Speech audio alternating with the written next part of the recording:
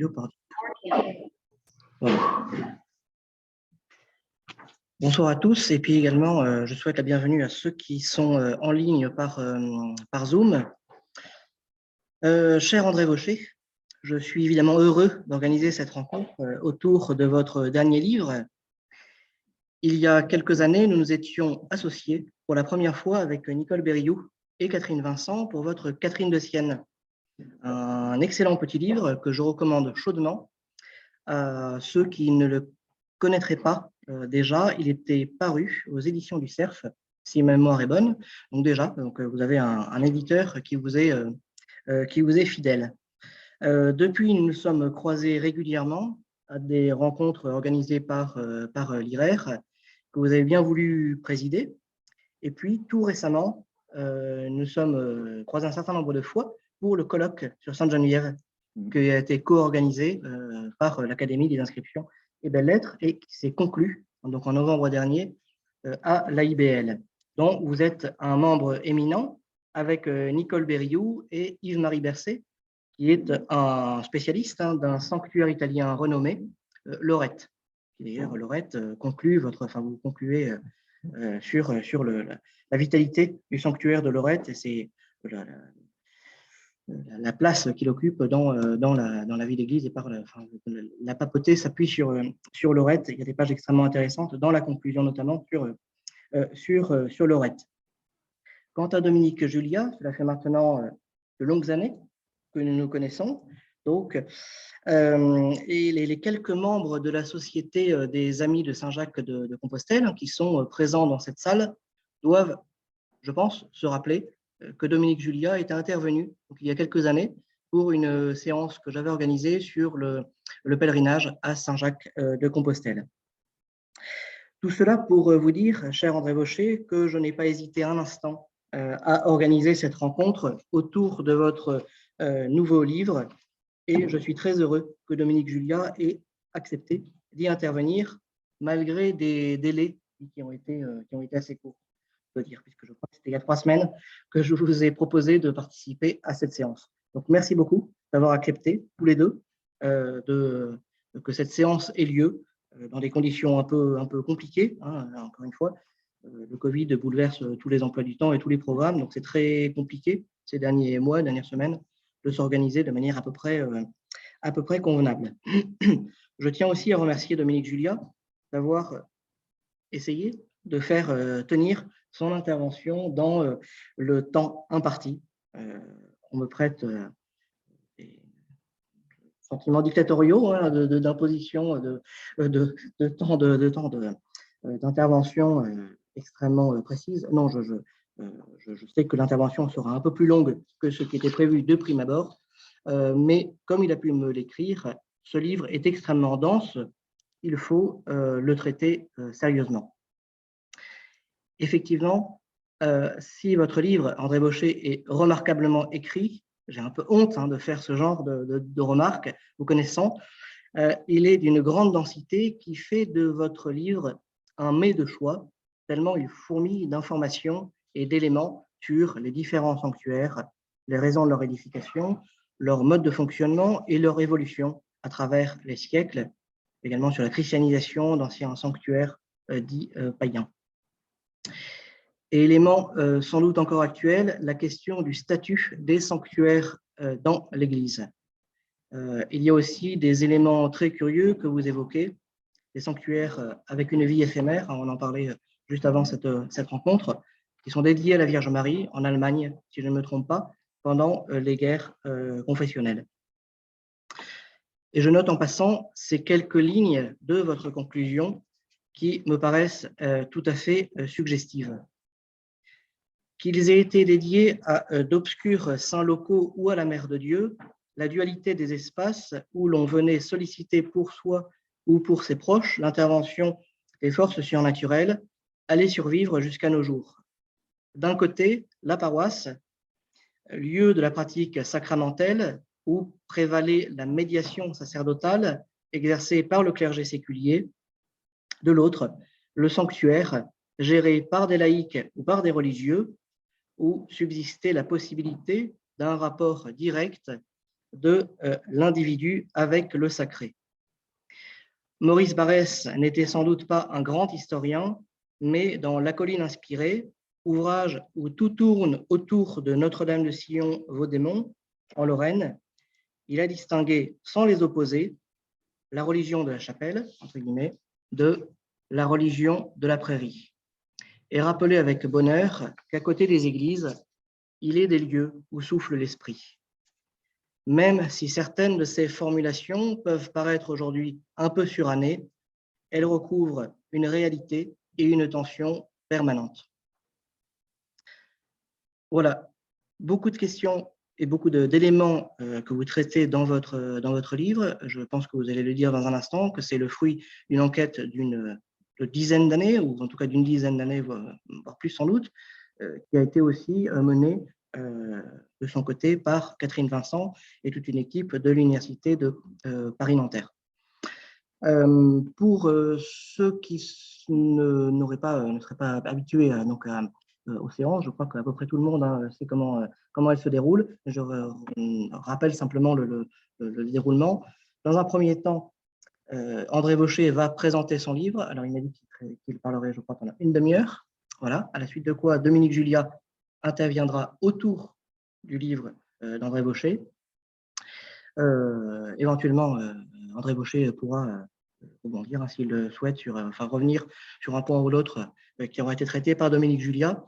Et à la suite de quoi, deuxième partie de la séance, vous qui êtes dans cette salle, voilà, posez des questions. Vous avez deux intervenants d'une immense compétence qui sont présents. Et donc, posez des questions, profitez-en. Donc, dans une première heure, intervention conférence autour du sujet de ce livre.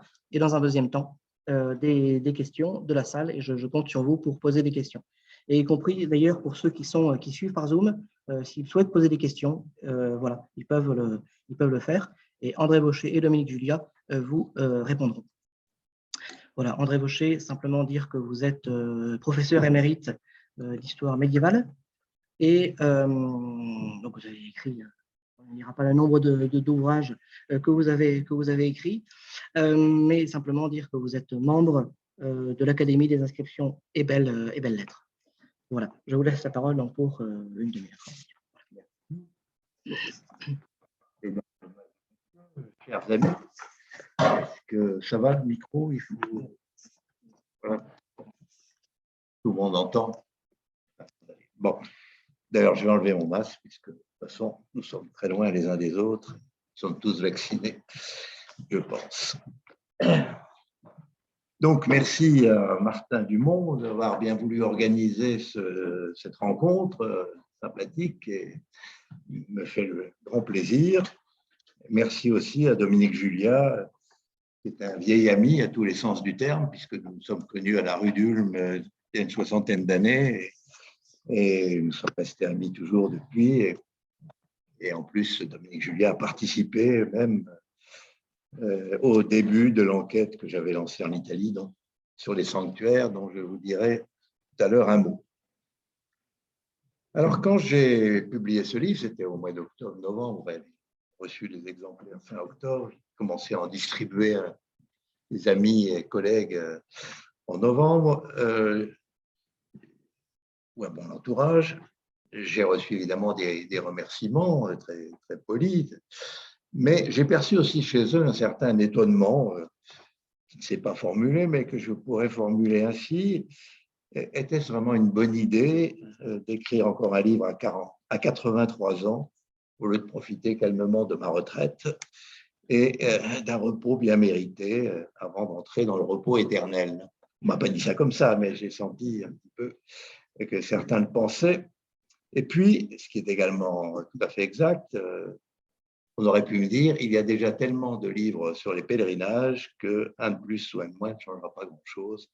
Et donc, il n'était peut-être pas nécessaire d'en ajouter un. Mais bon, donc, je prends acte de ces critiques ou observations. Ce n'est pas des critiques, c'est des observations, souvent d'ailleurs non formulées, voilées, mais que j'ai perçues, pour dire que ce livre, je ne l'ai pas fait simplement pour meubler mes loisirs, mais parce qu'il correspondait pour moi à une double nécessité. La nécessité d'abord de boucler un itinéraire scientifique qui a débuté il y a justement une cinquantaine d'années, même un peu plus, avec ma thèse, doctorat sur la sainteté médiévale à travers les procès de canonisation. Puis, je me suis déplacé en direction des miracles. J'ai publié, édité, commenté des textes hagiographiques. Il y a quelques années, j'ai publié un livre sur un obscur saint italien, Saint Ombon, mais très intéressant, puisque c'est un saint laïque du XIIe siècle. Voilà, et il me manquait, si je peux dire, un point d'arrivée qui était les sanctuaires. Et donc, pour achever ma course, eh bien, il m'a semblé que je devais me consacrer pour finir à cela. Entre-temps, j'avais étudié quelques saints qui me tenaient particulièrement à cœur, et François d'Assise, Catherine de Sienne, que vous venez de mentionner, et ce fameux Hommebon de Crémone, moins connu, mais non moins intéressant. Voilà, donc seuls les sanctuaires m'ont manqué à l'appel, et c'est pourquoi j'ai tenu à combler cette lacune.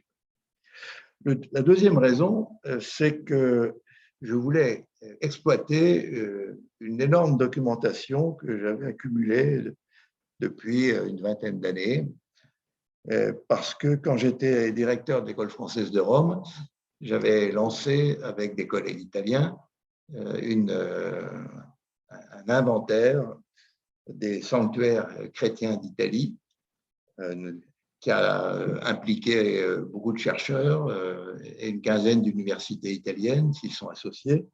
Ouais, ça a été une grande entreprise qui s'appelle le Censimento dei Santuari Italiani, qui a commencé en 1997. Et la phase, disons, de collecte des données s'est achevée en 2003, mais par la suite, nous avons continué, les uns et les autres, à travailler dans ce domaine. Tandis que Catherine Vincent, avec son équipe de Nanterre, travaillait, elle, sur les sanctuaires français.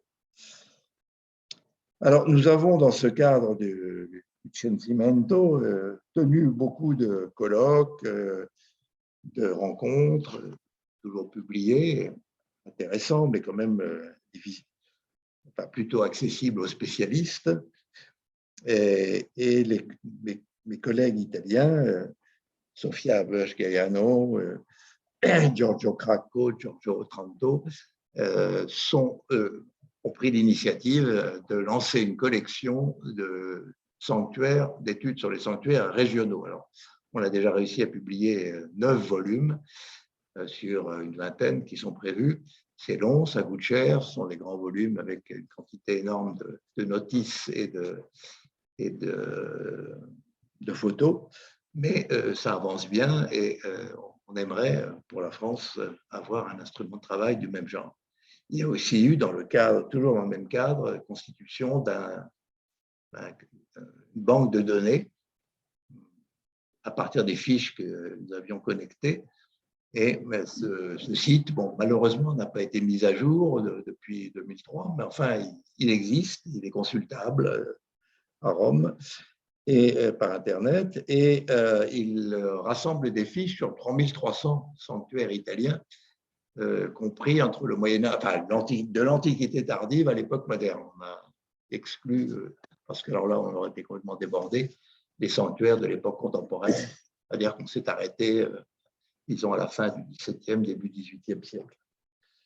Voilà, donc vous voyez, il y avait un gros travail qui avait été fait, énormément de documentation qui a été collectée, une réflexion méthodologique aussi qui s'est développée dans les colloques. Voilà. Et tout ça était là un petit peu à l'état dormant, et donc je me suis dit, il faudrait vraiment que j'arrive à en tirer quelque chose de synthétique et d'accessible en dehors du milieu nécessairement restreint de ceux qui ont participé à cette aventure. Mais j'étais un peu écrasé justement par cette masse de documentation. C'est bien d'avoir des documents, mais quand on en a trop, on est noyé, comme on dit, et l'image est vraie. Et ce qui m'a sauvé, si je peux dire, j'ai presque honte de le dire, c'est l'épidémie de Covid, et particulièrement le confinement. Parce que du jour au lendemain, je me suis trouvé sans réunion, sans colloque, sans voyage, peu de rencontres familiales, enfin pratiquement rien, quoi, sans vie sociale. Et donc, je me suis dit, c'est la chance de ma vie. Et je me suis plongé pendant 1 an, j'ai fait que ça, dans ma documentation, et je me suis mis à écrire, et voilà, j'ai sorti ce livre. Donc, je ne vais pas dire que le Covid a été une bénédiction, loin de là, mais enfin, dans ce cas particulier, ça m'a été très utile. Alors, revenons maintenant sur l'argument lui-même, sanctuaire. Le mot n'est pas évident de nos jours, on l'emploie à tort et à travers d'ailleurs, aussi bien dans l'Église que dans la société.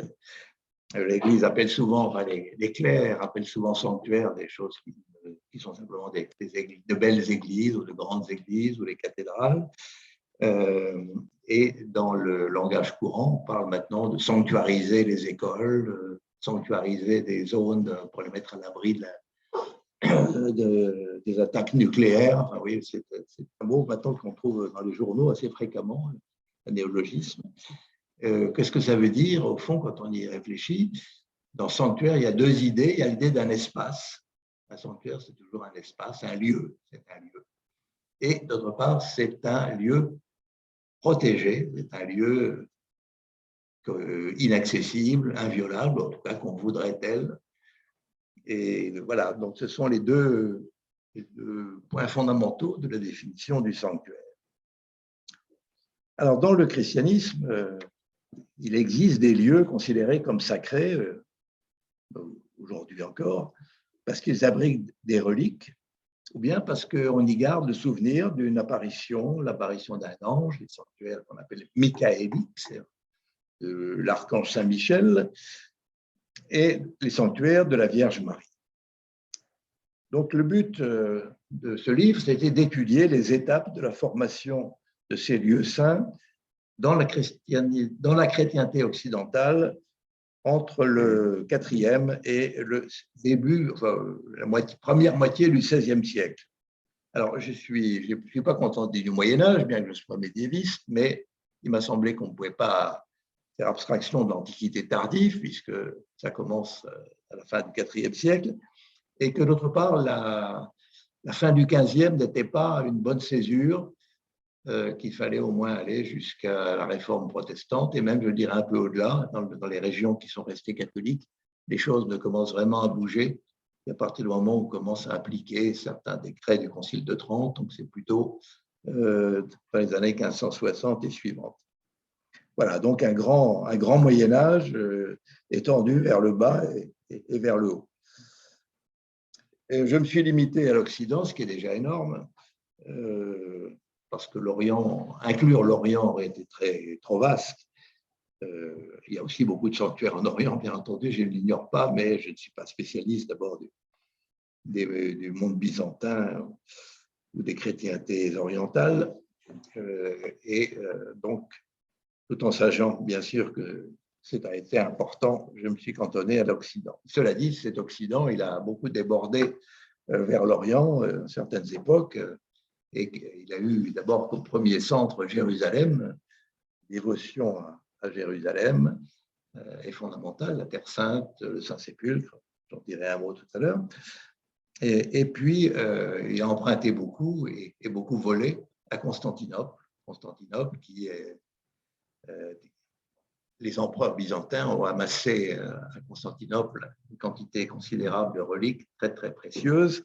Et ces reliques ont été elles-mêmes en grande partie volées par les croisés en 1204, lorsque les Latins ont pris Constantinople et les ont ramenés en Occident. Ça avait commencé déjà avant, on avait déjà ramené le corps de Saint-Nicolas à la fin du XIe siècle, mais enfin, il y a un coup d'accélérateur brutal à partir de 1204. Voilà.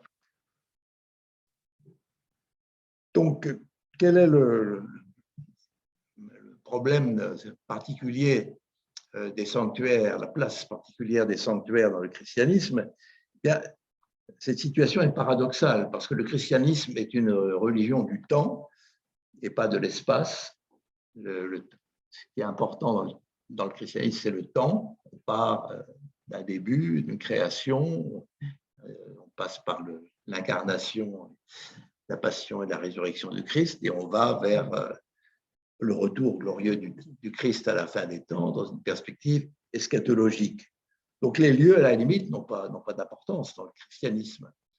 Et l'exemple, il y a de nombreux exemples de textes bibliques où on pourrait trouver confirmation de cette idée. Le plus marquant, le plus frappant est la rencontre de Jésus et de la Samaritaine au puits de Jacob, où la femme lui dit nos ancêtres nous disent, nos anciens nous disent qu'il faut adorer sur cette montagne, le mot Garizim, et puis vous, les Juifs, vous dites qu'il faut adorer Dieu à Jérusalem, et le Christ lui dit il vient un temps où il faudra adorer ni à Jérusalem, ni au mont Garizim, mais en esprit et en vérité. Donc, la notion de lieu privilégié est en quelque sorte balayée.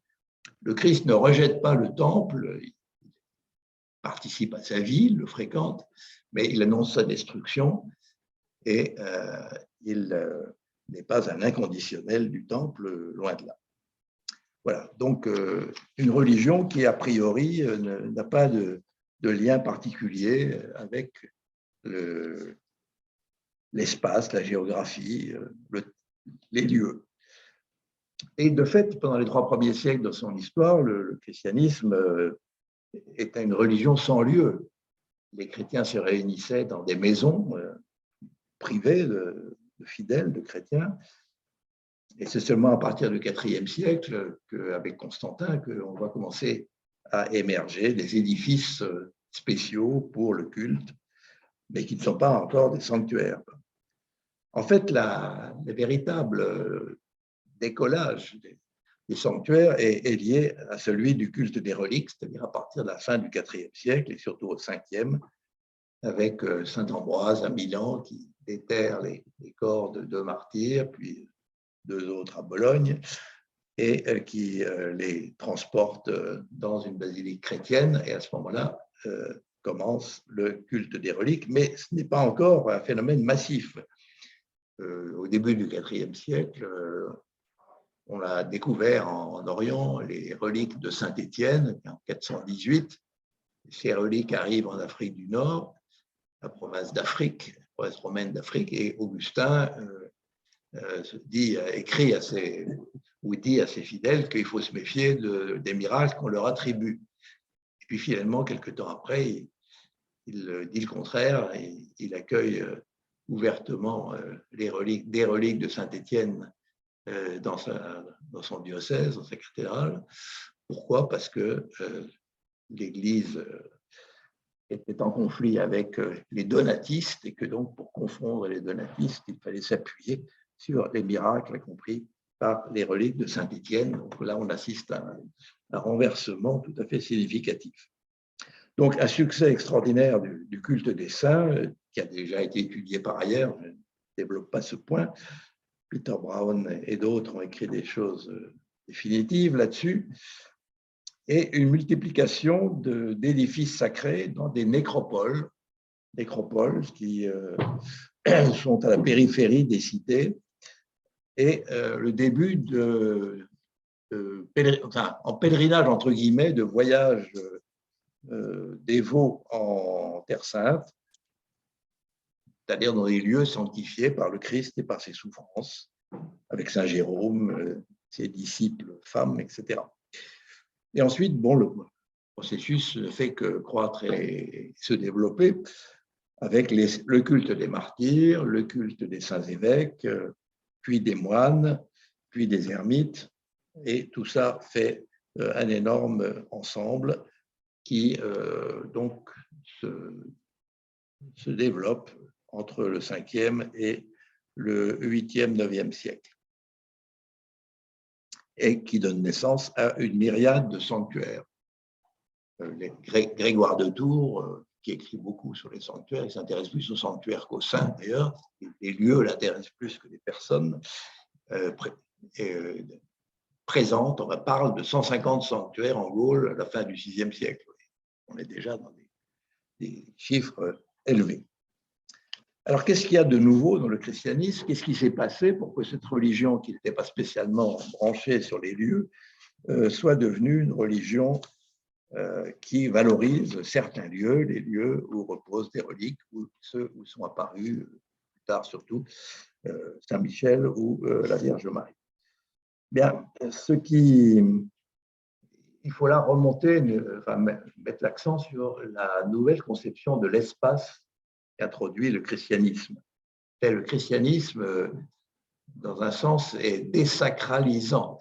Il considère, à la différence des paganismes, des polythéismes antérieurs, il met fin à cette myriade de divinités, de nymphes, de corrigans, de ces êtres plus ou moins divins qui hantaient la nature, les bois, les fontaines, etc.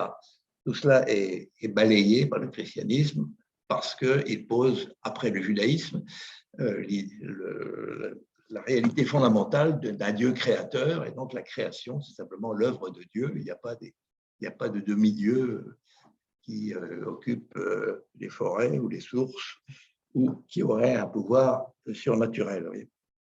Donc, mais concrètement, les populations que les chrétiens voulaient convertir étaient attachées à un certain nombre de lieux, en particulier des lieux naturels, justement, où ils venaient pour se guérir ou pour se vouer à une divinité. Et donc, dans la pratique, après un certain nombre d'hésitations, justement, au 5e, 6e siècle, l'Église a joué à fond ce jeu, c'est-à-dire substituer, là où il y avait des foyers de dévotion envers des divinités païennes, de les remplacer, non pas de les détruire, il y a eu quelques cas, mais ce n'est pas la pratique la plus fréquente, c'est de les remplacer par de les conserver en les attribuant, en les mettant sous le patronage d'un saint ou en y apportant des reliques ou en développant de nouveaux sanctuaires autour de reliques des saints. Donc c'est à travers le culte des saints que s'est opéré le développement des sanctuaires. Alors ça ne s'est pas fait en un jour, bien entendu, tout ça, il y a un processus très long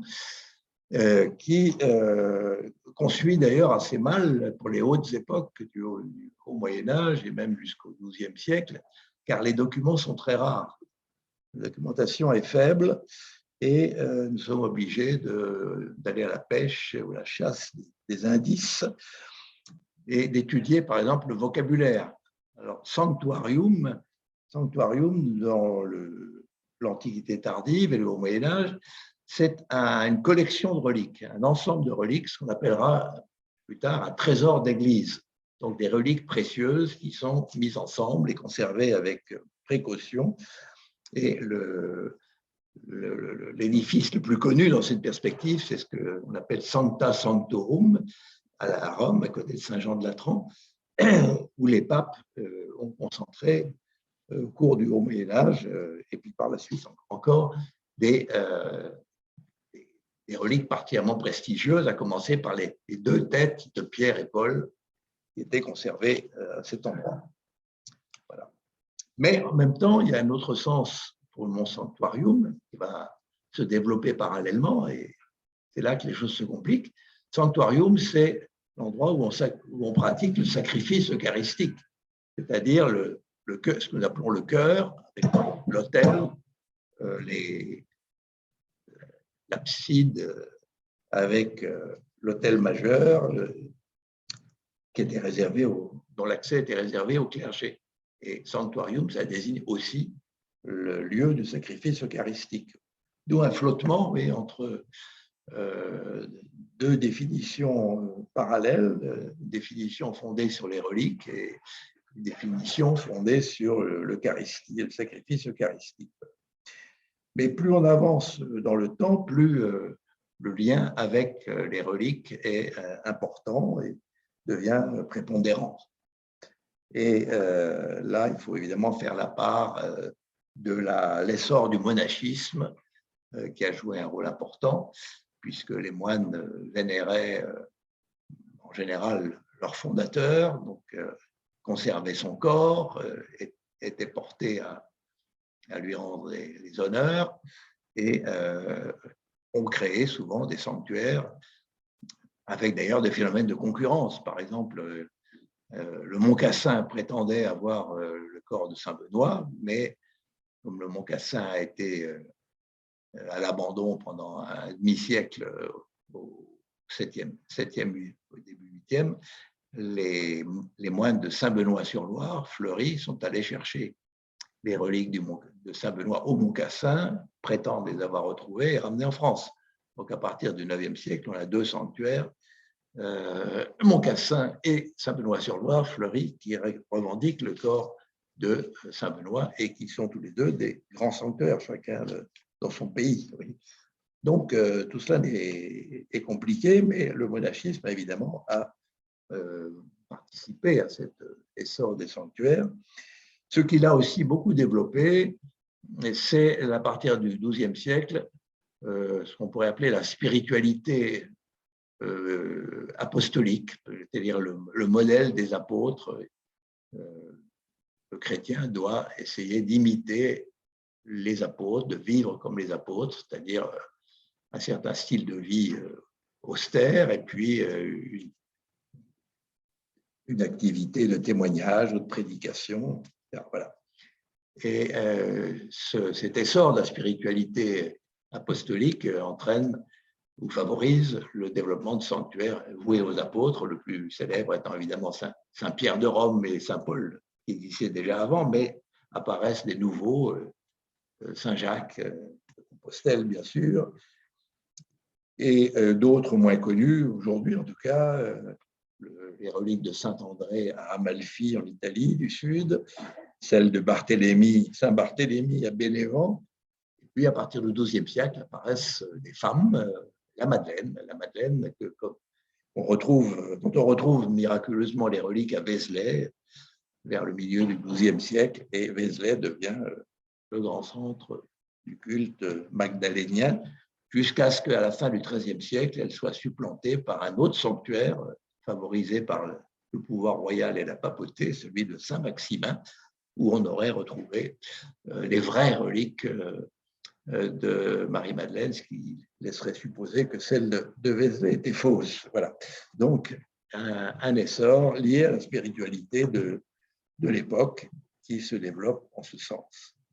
Et ensuite, on assiste, et je terminerai là-dessus, à une véritable explosion des sanctuaires mariaux, des sanctuaires dédiés à Marie.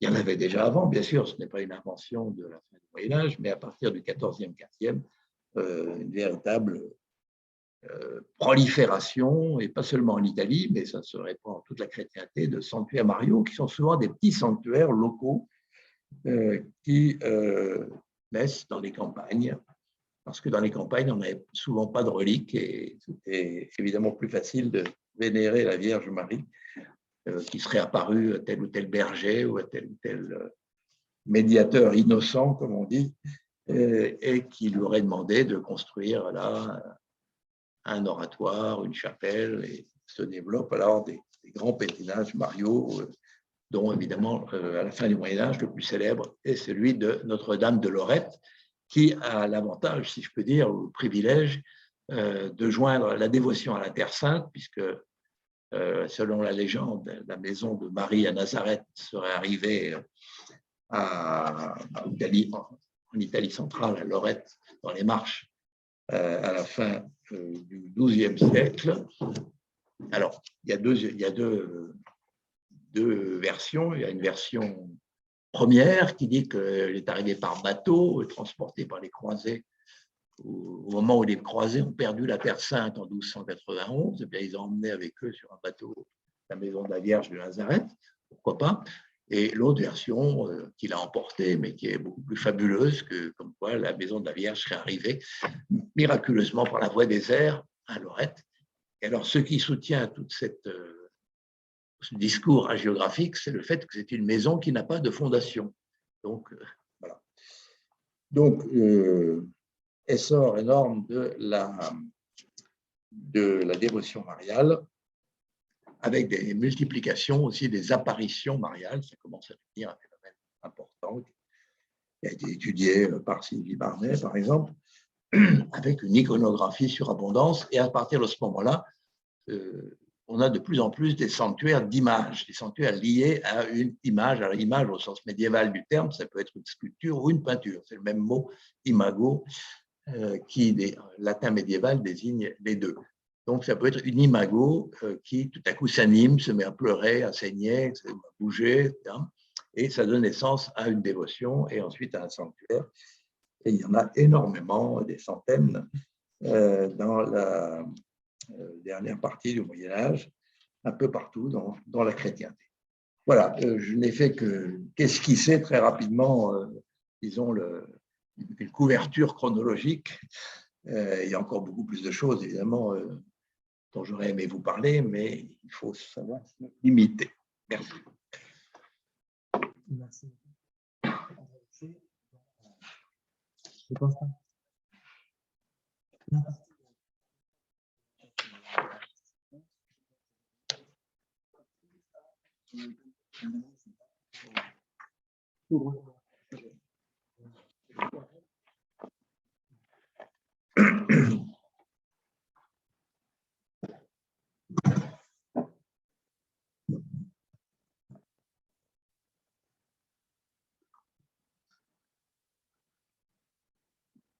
Puisque nous entrons dans une période de passion politique, il y a une remarque qui traîne depuis 1995, qui est qu'il faut se méfier des amis de 30 ans. Alors, je dirais simplement que l'amitié que nous entretenons, André Vaucher et moi-même, date de 60 années. Elle n'a rien à voir avec la politique et notre première signature commune remonte à 1964 dans un article où les deux autres co-auteurs, étudiants comme nous, étaient Daniel Nordman et Philippe Le Villain, qui nous a quittés malheureusement il y a quelques mois seulement. C'est dire que ce refrain ne nous concerne ni l'un ni l'autre. Et c'est pour moi un honneur que de présenter son livre sur l'histoire des sanctuaires en Occident, qui est une synthèse extrêmement claire des travaux qui ont été menés depuis au moins un quart de siècle sur les sanctuaires et les pèlerinages en Europe. Elle a le mérite, André Vaucher vient de vous le dire à l'instant, de couvrir un arc chronologique de longue durée qui est absolument essentiel à la compréhension du phénomène et un très vaste espace, ce qui permet de saisir comment celui-ci a été pratiqué par les pèlerins qui, dans leur propre géographie mentale, ont intégré les données de la géographie sacrée de l'Occident puisqu'ils vont de sanctuaire en sanctuaire. À l'orée de son livre, André Vaucher situe l'attention qu'il porte au sanctuaire entre deux époques. La première est celle où, enfant, il participait à un pèlerinage rural du Jura dédié à Saint-Sorlin, des formations de Saint-Saturnin dans une chapelle située sur une butte témoin dominant la vallée de l'Ain de 150 mètres. Pèlerinage champêtre qui associe une procession partant de la croix érigée dans un hameau du village de Charézier pour gravir le mont Saint-Sorlin jusqu'au sanctuaire où les fidèles honorent aussi l'ermite marié qui releva sous la monarchie de Juillet la chapelle détruite. L'évocation qu'en fait l'auteur, rappelant que le pèlerinage est suivi sur place par un repas convivial sorti du sac où les pèlerins échangent les nouvelles sur les familles et les récoltes, me fait tout à fait penser au récit que Blaise Leguet, paysan du Puy-de-Dôme, dont la ferme était située sur les pentes du Puy de Sancy, a fait des 29 pèlerinages qu'il a effectués entre 1915 et 1967 au sanctuaire de Notre-Dame de Vassivière, situé sur l'autre versant de la montagne. Récit qu'il destinait à ses enfants et petits-enfants et qui n'a été publié qu'en 2020, soit 50 ans après sa rédaction, dans un ouvrage d'anthropologie rurale intitulé Le monde de l'Angle, voie paysanne 1915-2020.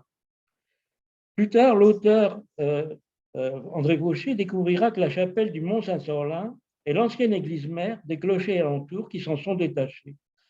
La transformation de l'église mère abandonnée en sanctuaire de la piété populaire des paroisses qui lui étaient autrefois subordonnées est largement attestée dans la péninsule italienne.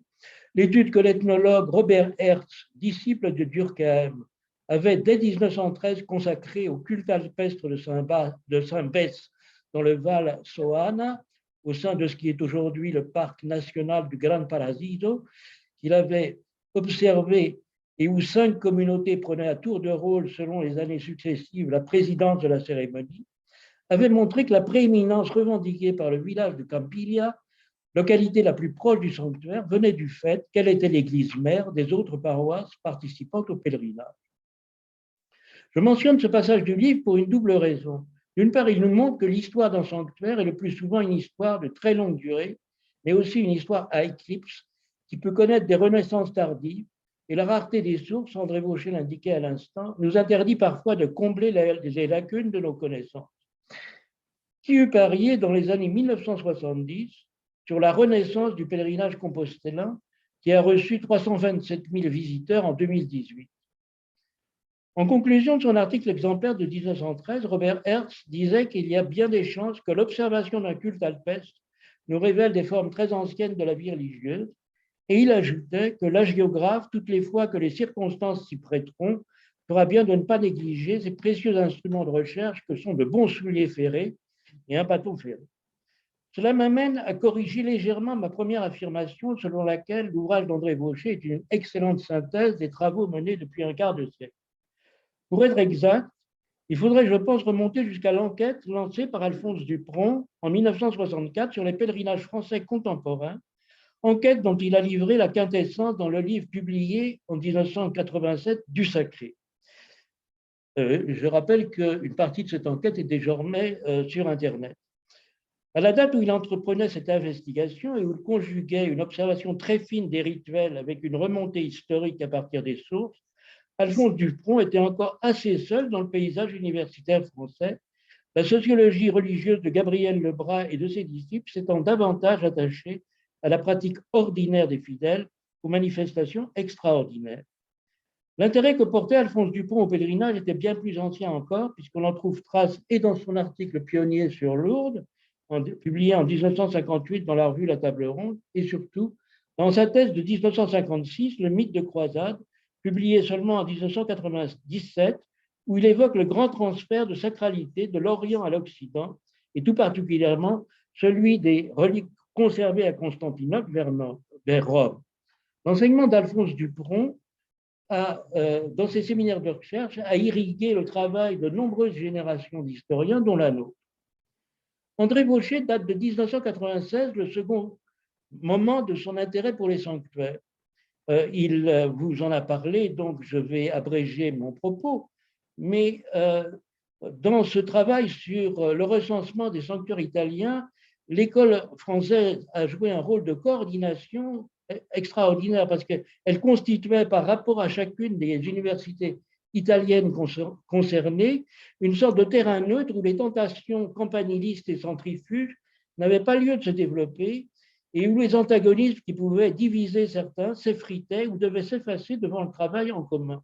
Si bien que le programme de recherche développé entre 1987 et 2003 sur l'homme, l'espace et le sacré dans les pays méditerranéens a nourri de nombreuses publications, j'abrège, puisque André Vaucher l'a expliqué, mais la base de données du Censimento est très intéressante puisqu'on peut l'interroger de toutes les manières. Si vous tapez sur la base du Censimento, qui est un site du Ministero per i Beni Culturali, si vous tapez Latrimé, vous avez les sanctuaires où sont conservées des larmes. Donc, la base est très utile à utiliser.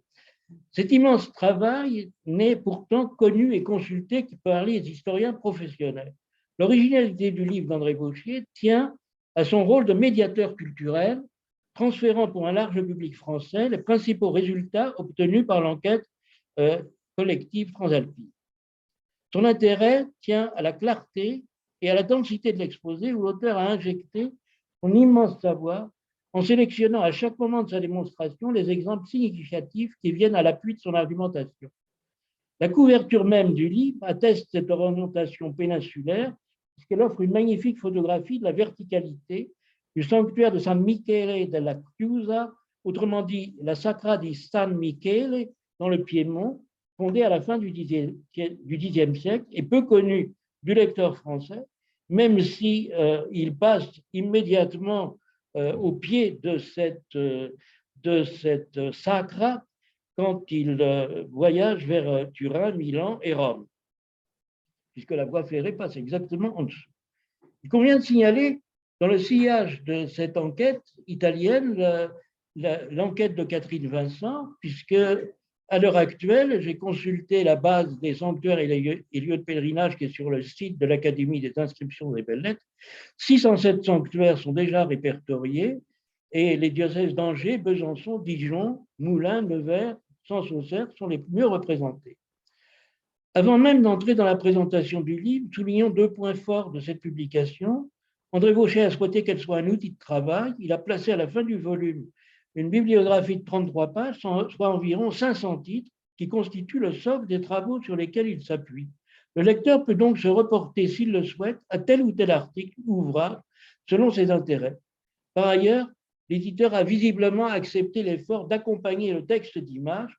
Le livre est doté d'un cahier de 19 photographies en couleur et comporte une 50aine de reproductions en noir et blanc et 12 cartes, plans graphiques qui s'insèrent dans le texte. Les statues, peintures, édifices reproduits ne sont pas ici de simples illustrations, mais s'intègrent au plus près de la démonstration. Alors, le livre, André Vauchet vous l'a dit, n'est délibérément pas un énième livre sur les pèlerinages.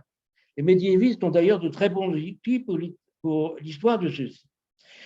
L'auteur parle bien sûr des chemins qui mènent au sanctuaire, mais il souligne à juste titre qu'on s'est beaucoup trop focalisé sur les routes en raison de l'importance accordée au guide des chemins de Saint-Jacques qui fait partie du Codex Calixtinus.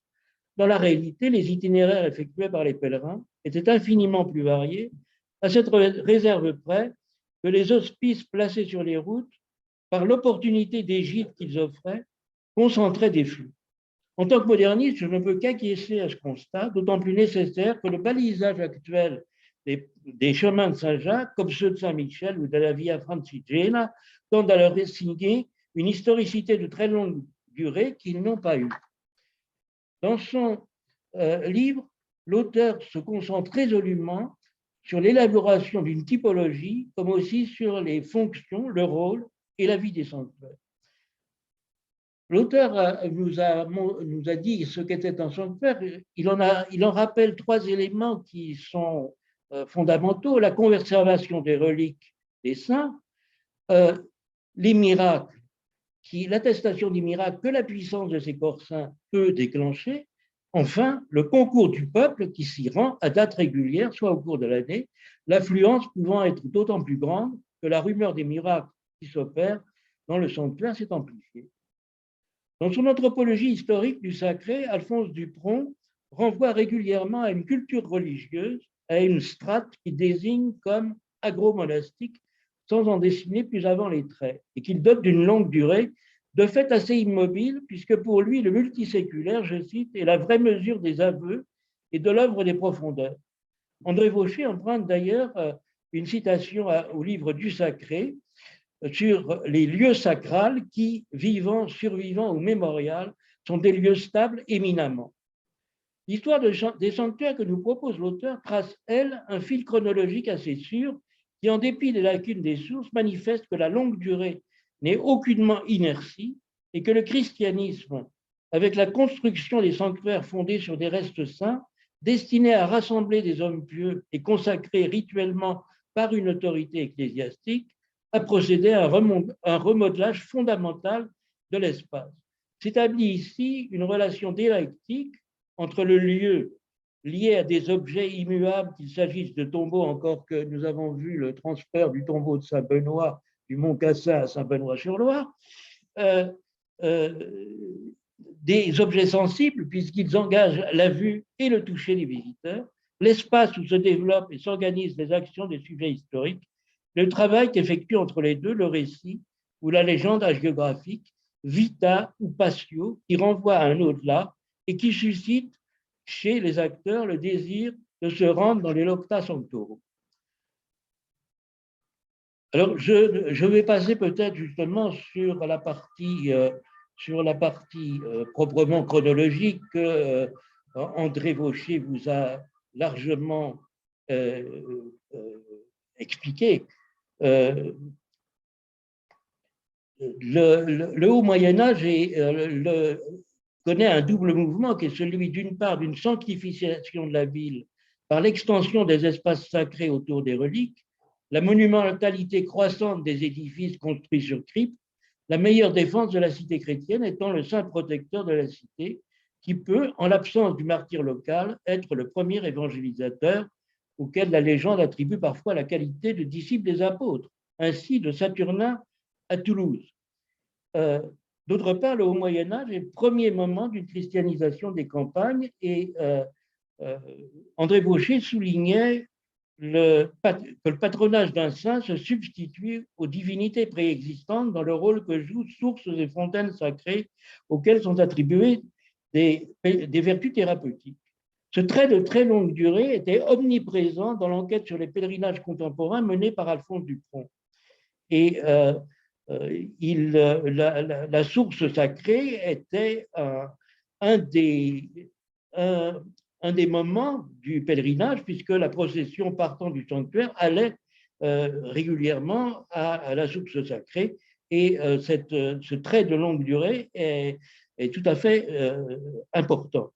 Le livre intègre aussi le renouvellement des études menées sur les sanctuaires dédiés à l'archange Michel, en particulier la grotte du Monte Gargano, où l'on a découvert des inscriptions du 8e siècle en écriture runique indiquant le passage des pèlerins du nord de l'Europe. Et Vaucher souligne la place des fondations érémitiques, les lieux habités par des anachorètes ayant été purgés de toute présence diabolique. Ainsi, le Sacro Specco de Subiaco ou l'abbaye clunisienne de Saint-Gilles-du-Gard, fondée sur le site de la tombe d'un ermite. Dans la deuxième partie de son ouvrage, Vaucher s'attache à l'inscription du sacré dans l'espace européen. Et les invasions du Xe siècle ont provoqué une dispersion des reliques, une spoliation systématique des catacombes romaines et en témoignent par exemple les vicissitudes des reliques de Saint-Philibert, dont le voyage de Noirmoutier à Tournu, en passant par Cuneau et Saint-Pourçain, ne fut rien moins que linéaire. Et l'accroissement du nombre des pèlerinages est associé à un double mouvement. D'une part, la pratique du sacrement de la pénitence, la pratique du pèlerinage expiatoire conduit les pécheurs et les délinquants vers les sanctuaires. Et d'autre part, l'essor du monachisme bénédictin, je n'insiste pas puisque André en a largement parlé. En revanche, les cathédrales ne semblent, églises des évêques et des chapitres, n'ont connu qu'une sanctuarisation limitée et à éclipse. La cathédrale relève plutôt de ce que les Allemands appellent le Wallfahrt, c'est-à-dire une circumambulation qui part de la cathédrale, procède à des stations à l'intérieur de la ville pour revenir au sanctuaire d'où elle est partie. Mais certaines cathédrales ont tout de même été des sanctuaires, tels Chartres avec la tunique de la Vierge Marie, offerte par Charles le Chauve, Arras où est vénérée la Sainte Chandelle donnée par la Vierge à deux jongleurs, où s'est produit à la fin du XIe siècle le miracle des Ardents, c'est-à-dire la guérison des malades de l'ergotisme du siècle, ou encore Naples, où sont vénérées les reliques de Saint Genario. Dans cette concurrence entre sanctuaires, c'est bien évidemment le caractère insigne des reliques qui est en jeu. Et l'on est frappé tout au long de cette histoire de longue durée par la récurrence systématique des transferts réels ou symboliques de sacralité de l'Orient vers l'Occident. C'est peut-être là l'intérêt majeur du livre d'André Bauchet. C'est déjà le cas avec l'érection, à la suite de pèlerinages d'évêques ou d'abbés en Terre Sainte, d'églises construites sur le modèle du Saint-Sépulcre. Sanctuaire réplique dont on ne connaît pas moins de 65 cas en Occident, avec la multiplication aussi d'églises dédiées à la vraie croix et dont elles prétendent posséder un morceau inclus dans une croix storothèque, ou encore avec les nombreux sanctuaires revendiquant la possession du Saint-Suaire. Le succès rencontré à Lucques par le Volto Santo, immense crucifix de 4 mètres de hauteur qui, selon la légende, aurait été sculpté par Nicodème immédiatement après la Passion et arrivé en Italie à la fin du 8e siècle, en est un autre exemple. Les reliques des apôtres, celles des compagnons du Christ Lazare, Marthe et Marie, celles des trois ramages connaissent une renommée tout aussi importante et je ne reviens pas sur la renommée du tombeau de Saint-Jacques de Compostelle. Vauger souligne une des caractéristiques de Saint-Jacques, c'est qu'il conduit les âmes des défunts au paradis. Et j'ai retrouvé moi-même cette croyance bien vivante encore en 1788 dans le procès-verbal d'arrestation d'un pèlerin près d'Alise-Sainte-Reine. Les croisades, ensuite, sont une nouvelle dispersion de reliques avec le sac en 1204 de Constantinople et Saint-Louis a voulu faire de Paris une nouvelle Jérusalem et de la France un nouvel Israël régi par des lois parfaites selon les préceptes évangéliques par la construction de la Sainte-Chapelle dans l'île de la Cité qui réunit avec la couronne d'épines achetée aux Vénitiens 21 reliquaires byzantins contenant pour la plupart des reliques de la Passion. Et c'est au XVe siècle que le transfert de sacralité a atteint une apogée avec d'une part la renommée de la Santa Casa transportée selon la légende de Palestine à la fin du XIIIe siècle jusqu'au bord de la mer Adriatique à Lorette. André a souligné les deux légendes qui se font concurrence à ce propos. Et d'autre part, l'édification des Monti Sacri, principalement dans les Alpes, qui installe la topographie sacrée de Jérusalem et de la colline de Sion en pleine nature. Leur essor coïncide d'une part avec la chute de Constantinople en 1453 et se développe au XVIe siècle, principalement dans les Alpes piémontaises, pour établir une sorte de barrière symbolique face à l'hérésie venant de Suisse et d'Allemagne. Le voyage aux sources orientales est devenu beaucoup plus difficile, sinon impossible. L'Europe latine devient alors une nouvelle terre sainte et Rome, par l'accumulation des reliques insignes qu'elle détient, une troisième et nouvelle Jérusalem de l'Europe latine. Ce tropisme vers les sources orientales du christianisme ne signifie nullement qu'il y ait absence d'autochtonie des dévotions. André Baucher évoque les miracles eucharistiques qui se développent surtout au XIVe siècle à la suite de l'apparition de sang sur des hosties consacrées ou venant du calice lui-même, comme à Polsena, miracles qui sont souvent liés aussi à un anti-judaïsme chrétien, puisque les hosties auraient été poignardées par des juifs. L'auteur s'attache surtout aux images et au rôle central du sens de la vue à partir du XIIIe siècle, où s'étalent sur les murs des sanctuaires les cycles de vie des saints et principalement de leur Vierge. L'image, en 2 ou dans 3 dimensions, devient le but. Il y a un désir de voir de ses yeux le mystère, tels les pèlerins de Rome aspirant à voir la Véronique, c'est-à-dire le linge où se serait imprimée la face du Christ, ou les images dites akeiropoietes de la Vierge, comme l'icône de la Vierge de la basilique Sainte-Marie Majeure, Salus Populi Romani, attribuée à Saint Luc, et qui était placée aux côtés du pape François sur le parvis de la place Saint-Pierre lors de la prière extraordinaire en temps d'épidémie, le 27 mars 2020. Les derniers siècles du Moyen-Âge ont vu une véritable explosion de la dévotion mariale et je ne reviens pas sur ce que André Baucher a dit, c'est-à-dire les apparitions de la Vierge et surtout les découvertes de statues ou de peintures par des paysans. La légende de fondation, rappelant que la statue, l'autorité ecclésiastique veut rapporter la statue à la paroisse et la statue refuse, puisqu'elle revient à chaque fois, elle revient généralement 3 fois à sa place où elle a été découverte, si bien qu'on édifie un sanctuaire à la place même où elle a été découverte. Alors, j'en viens maintenant à la dernière partie de l'ouvrage où Vaucher s'intéresse aux fonctions et à la vie des sanctuaires. J'ai souvent retrouvé dans son analyse historique nombre d'éléments de l'anthropologie du sacré que nous enseignait Alphonse Dupron, lesté des résultats de l'enquête péninsulaire. L'auteur nous propose une typologie des lieux sacrés. Le phénomène des sanctuaires répliques du sanctuaire majeur est ancien.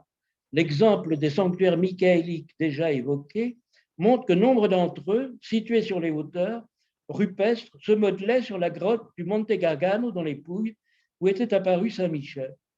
À l'autre bout du spectre chronologique, la Santa Casa de Lorette a donné naissance dans la péninsule à 40 sanctuaires secondaires dédiés à la Madonna di Loreto. C'est au moins ce que j'ai trouvé sur la base de données du Censimento dei Santuari Cristiani. Il y a bien évidemment, loin du sanctuaire à rayonnement international, au sanctuaire local de recours où l'on vient implorer pour guérir le pouvoir thaumaturgique du saint, dont le culte peut encore être très vivace. L'auteur note la recherche du pardon des péchés à laquelle répond l'octroi par l'autorité pontificale des indulgences plénières lors des jubilés réservés d'abord au pèlerinage romain, mais étendues ensuite à d'autres sanctuaires. Celles-ci même peuvent être supposées, puisque dans le cas du pèlerinage de la Portiuncule, où affluent les pèlerins, il n'y en avait pas. L'auteur mentionne aussi la fréquence des sanctuaires à répit, où les pèlerins venaient faire baptiser leur enfant mort à la naissance et où le prêtre baptisait l'enfant au moindre signe de vie attesté, ce qui autorisait une sépulture chrétienne. Il y a là une forme de résistance très forte à la relégation des non-baptisés hors de l'espace commun du cimetière. Vaucher souligne la puissance sacrale des fontaines au sein même ou auprès des sanctuaires médiévaux.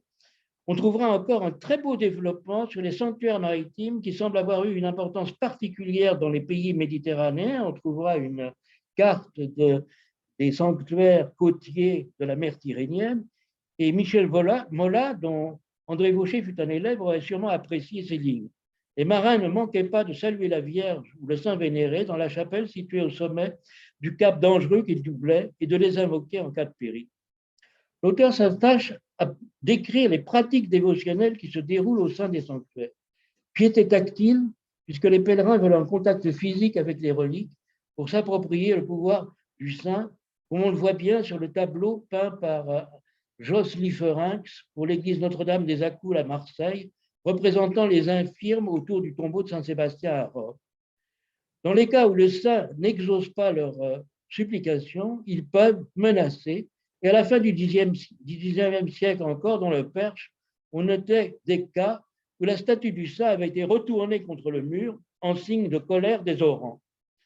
Les pratiques d'incubation courantes, le saint guérissant l'orant pendant son sommeil sur la pierre du tombeau, seront vigoureusement pourchassées par les évêques de la Réforme catholique.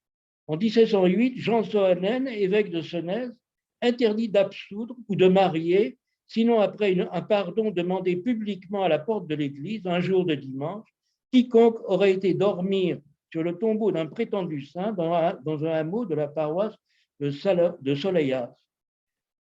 Tout l'effort des clercs aura été de canaliser cette piété, de mettre des barrières pour interdire justement cette proximité entre l'orant et l'objet sacral. L'auteur met enfin en valeur le rôle du vœu. Le sanctuaire est le lieu où le pèlerin rend son vœu et où il accomplit l'engagement pris en échange d'une grâce demandée. Les offrandes et les ex-voto qui ont pris au fil des siècles la forme de tableautin que nous connaissons sont la forme visible de cette restitution symbolique. Je n'ai guère le temps de parler des formes que prend ce que l'auteur appelle une capitalisation du sacré. Il est clair que les pouvoirs laïcs ont cherché à mettre la main sur les trésors de reliques et à s'approprier le sacré. Cela peut prendre la forme de panthéons dynastiques comme à San Isidoro d'Oviedo ou à Saint-Denis en France. Les rois de France mobilisent le sacré autour de 3 grands sanctuaires, Saint-Denis où sont les tombeaux de la monarchie et où le roi prend l'oriflamme avant de partir en campagne, la Sainte-Chapelle où sont les reliques insignes de la Passion, Notre-Dame de Paris où se déroulent les cérémonies importantes de la monarchie. Cette mobilisation peut enrôler d'autres sanctuaires, surtout pendant la guerre de 100 ans, Louis XI se rendant 3 fois au Mont Saint-Michel, où il fonde l'ordre de Saint-Michel. Dans les communes italiennes, les sanctuaires deviennent des temples de la religion civique, ainsi à Pistoia, qui conserve un fragment du crâne de Saint-Jacques, et où l'Opera di San Jacopo est chargé d'organiser les festivités au cours du culte du Saint Protecteur, comme d'administrer l'hôpital accueillant les pèlerins. Ou à Sienne, la Madonna del Voto, fêtée le 15 août, qui devint la patronne de la ville après la victoire remportée par les Siennois sur les Florentins à Montaperti en 1260, image abritée aujourd'hui dans la chapelle du transept droit que fit construire le pape Alexandre VII Igi au milieu du XVIIe siècle. La fin du Moyen-Âge se caractérise par un double mouvement, d'une part la prise ou la reprise en main de sanctuaires par des ordres religieux chargés de leur rendre une gestion édifiante. Et ce mouvement se poursuivra pour toute la période moderne. André Vaucher souligne le rôle que cette reprise eut dans l'unification des dévotions par une universalisation des mêmes images, comme celle de la stigmatisation de Saint François chez les franciscains, ou la Vierge remettant le rosaire à Saint-Dominique pour les dominicains. À ce propos, un moderniste ne peut que penser à la dissémination massive au siècle suivant par les jésuites des copies de l'icône Salus Populi Romani, vénérée à Sainte-Marie Majeure, depuis Ingolstadt jusqu'à Mexico. D'autre part, l'auteur note le souci croissant des autorités ecclésiastiques de contrôler et vérifier l'orthodoxie des sacralités exaltées par la piété populaire. Au XIIIe siècle, comme l'a montré Jean-Claude Schmitt, l'inquisiteur Étienne de Bourbon avait fait brûler les restes d'un lévrier honoré comme saint Guinefort et guérisseur d'enfants chétifs pour éradiquer un culte superstitieux dans les dons. Ces contrôles se multiplient au XVe siècle et seront l'un des combats majeurs de la réforme catholique après le Concile de Trente. Mais ceci est une autre histoire, car avant le Concile de Trente, il y a la réforme, le discrédit entier porté au culte des reliques dont témoigne le traité des reliques de Jean Calvin en 1543, et surtout la destruction de celle-ci lors des guerres de religion. Certains sanctuaires comme Tours, Saint-Martin de Tours ou Saint-Gilles du Gard ne se relèveront pas de cette éradication.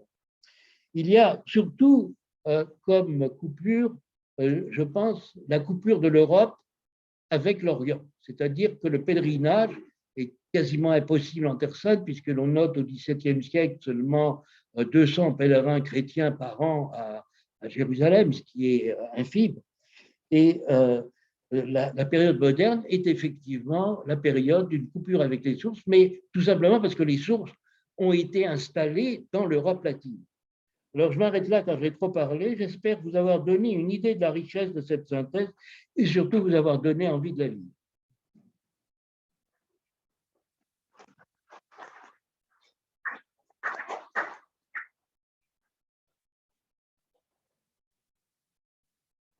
Merci.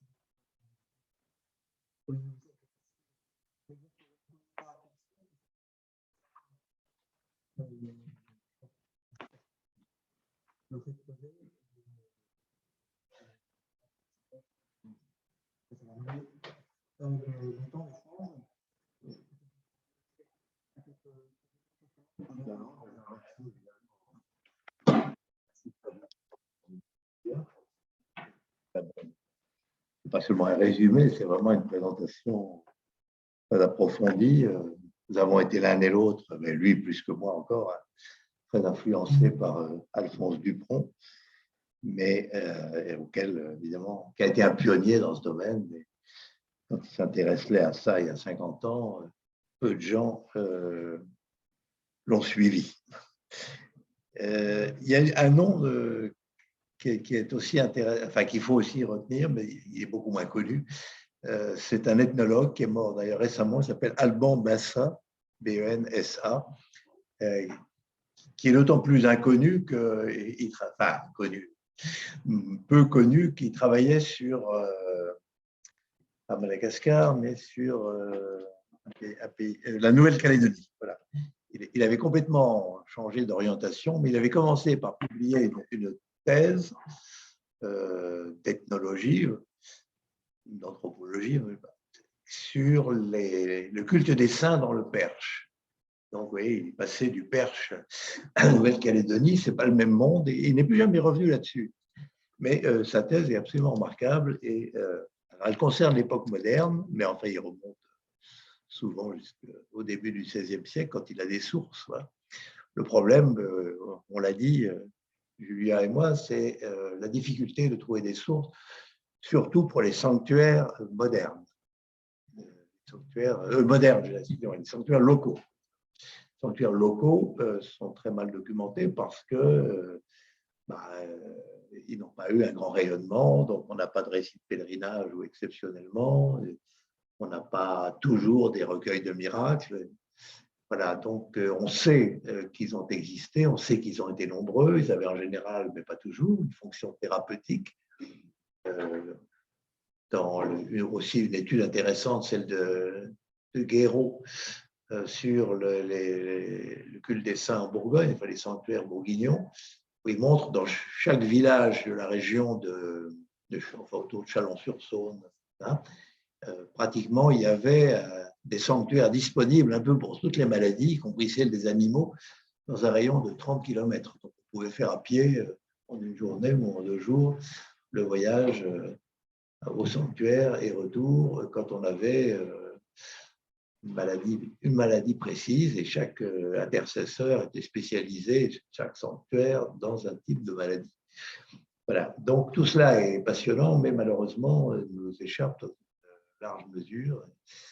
On est bien content qu'on trouve exceptionnellement un document. Et la dernière chose que je voudrais ajouter, c'est qu'on n'a parlé ni l'un ni l'autre, mais je crois que c'est quand même important, de la politique pontificale vis-à-vis des sanctuaires. Parce qu'à partir du XIIIe siècle, et surtout XIVe, XVe, il y a une politique pontificale en ce sens que les papes distribuent de plus en plus généreusement des indulgences. Et les indulgences vont servir à l'Église à orienter la piété des fidèles vers des sanctuaires jugés plus importants, plus dignes que les autres. Donc, ça va être un instrument qui ne sera pas évidemment efficace à 100%, et il y aura des sanctuaires non indulgenciers qui continueront à prospérer, mais enfin, il y a quand même une tentative là, de contrôler la piété populaire à travers la pratique des indulgences, et ça entraîne une autre conséquence. J'ai dit tout à l'heure, le christianisme n'est pas une religion des lieux, c'est une religion du temps. Et à travers les indulgences, la papauté réintroduit la notion de temps. Parce que les indulgences, on peut les gagner en venant certains jours pour la fête du Saint. L'indulgence est doublée si on vient pour la fête du Saint. Elle est augmentée dans une moindre proportion si on vient pendant l'octave, les 8 jours qui suivent. Et donc, en jouant sur les jubilés, les octaves, les anniversaires, on arrive à orienter les fidèles plus vers le temps chrétien que vers le lieu sacré. Vous voyez.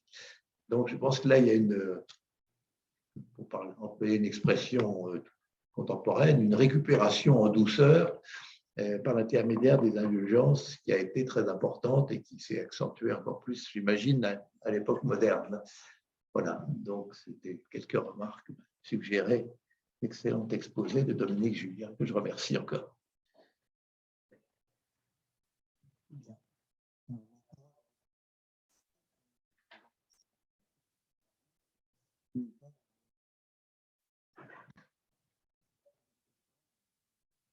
C'est même souhaité, tout à fait.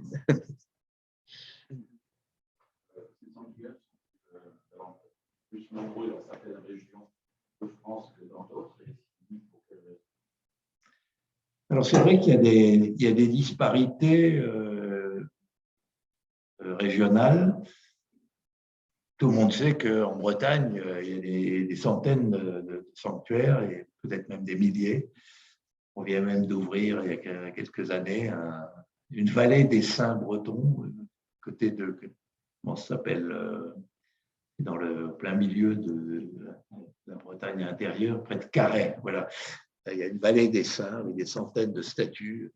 Bon, enfin, ça c'est tout à fait contemporain, mais c'est pour dire qu'en Bretagne, on a un sanctuaire tous les 10 km ou 15 km.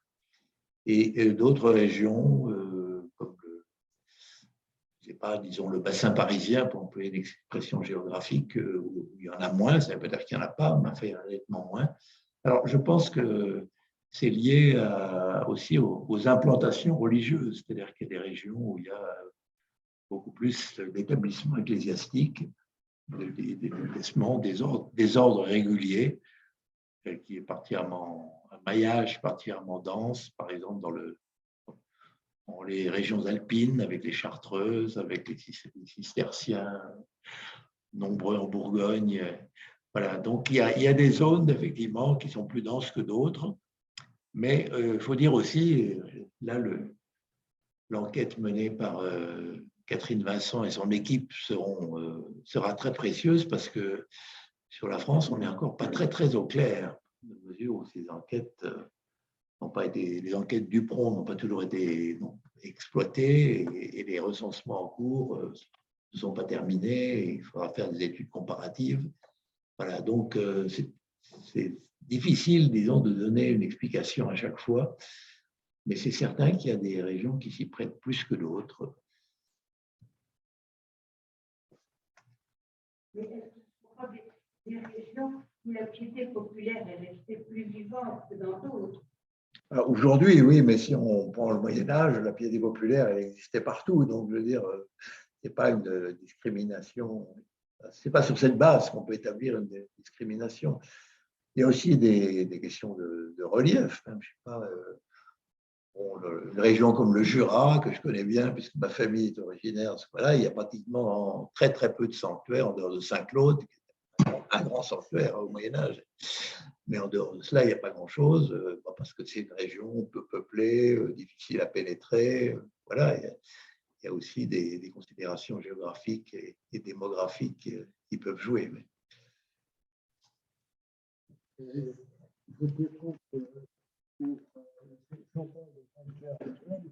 compte même de la coupure qu'a représenté la Révolution.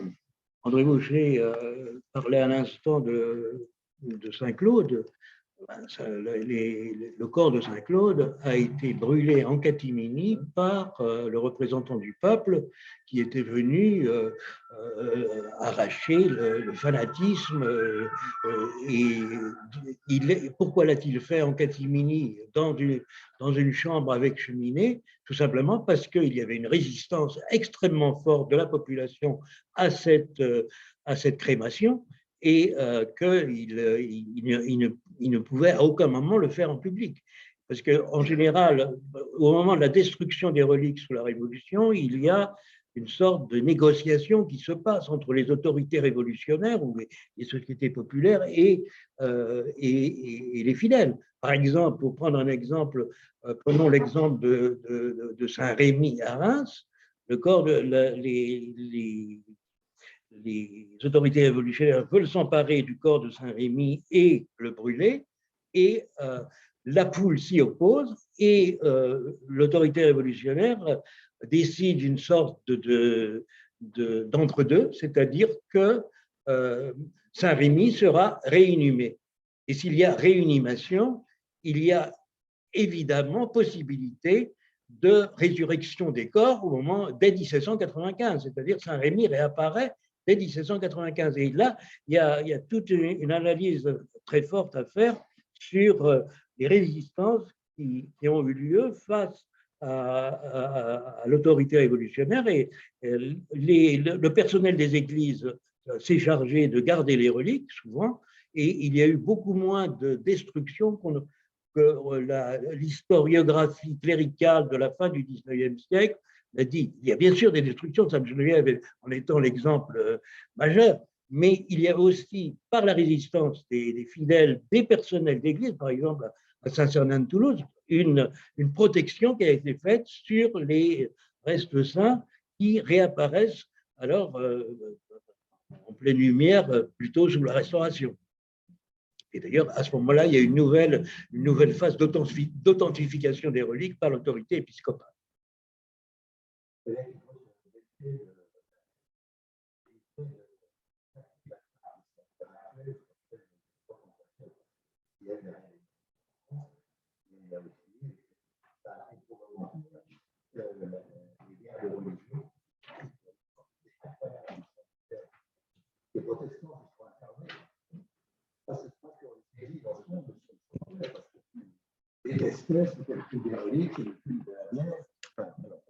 Les sanctuaires, Saint-Martin-de-Tours, pratiquement termine sa carrière, qui a été un des plus grands sanctuaires d'Occident jusque-là, devient tout à fait insignifiant après la réforme, enfin après les guerres de religion. Voilà. Donc il y a eu énormément de mutations au cours des siècles. Il y a aussi eu, en passant, des sanctuaires à éclipse qui sont tombés en décadence, puis qui un beau jour renaissent. Le cas évidemment le plus remarquable, c'est celui de Saint-Jacques-de-Compostelle, puisque à la fin du 19e, le sanctuaire de Compostelle, c'était vraiment pas grand-chose, c'était purement local ou régional. Puis, il a fait le redémarrage qu'on sait à partir des années 1960-70. Voilà. Donc, c'est une histoire à éclipse. D'abord, merci beaucoup pour la présentation. Le livre, je retrouve un peu mon histoire. Moi, je suis italien, je suis originaire de Fouille, de Paris. Ah, oui. Juste de la basilique de Saint-Nicolas, entre autres. Non, bon, très bien. Mais j'ai une question l'arrière-pensée de cet ouvrage.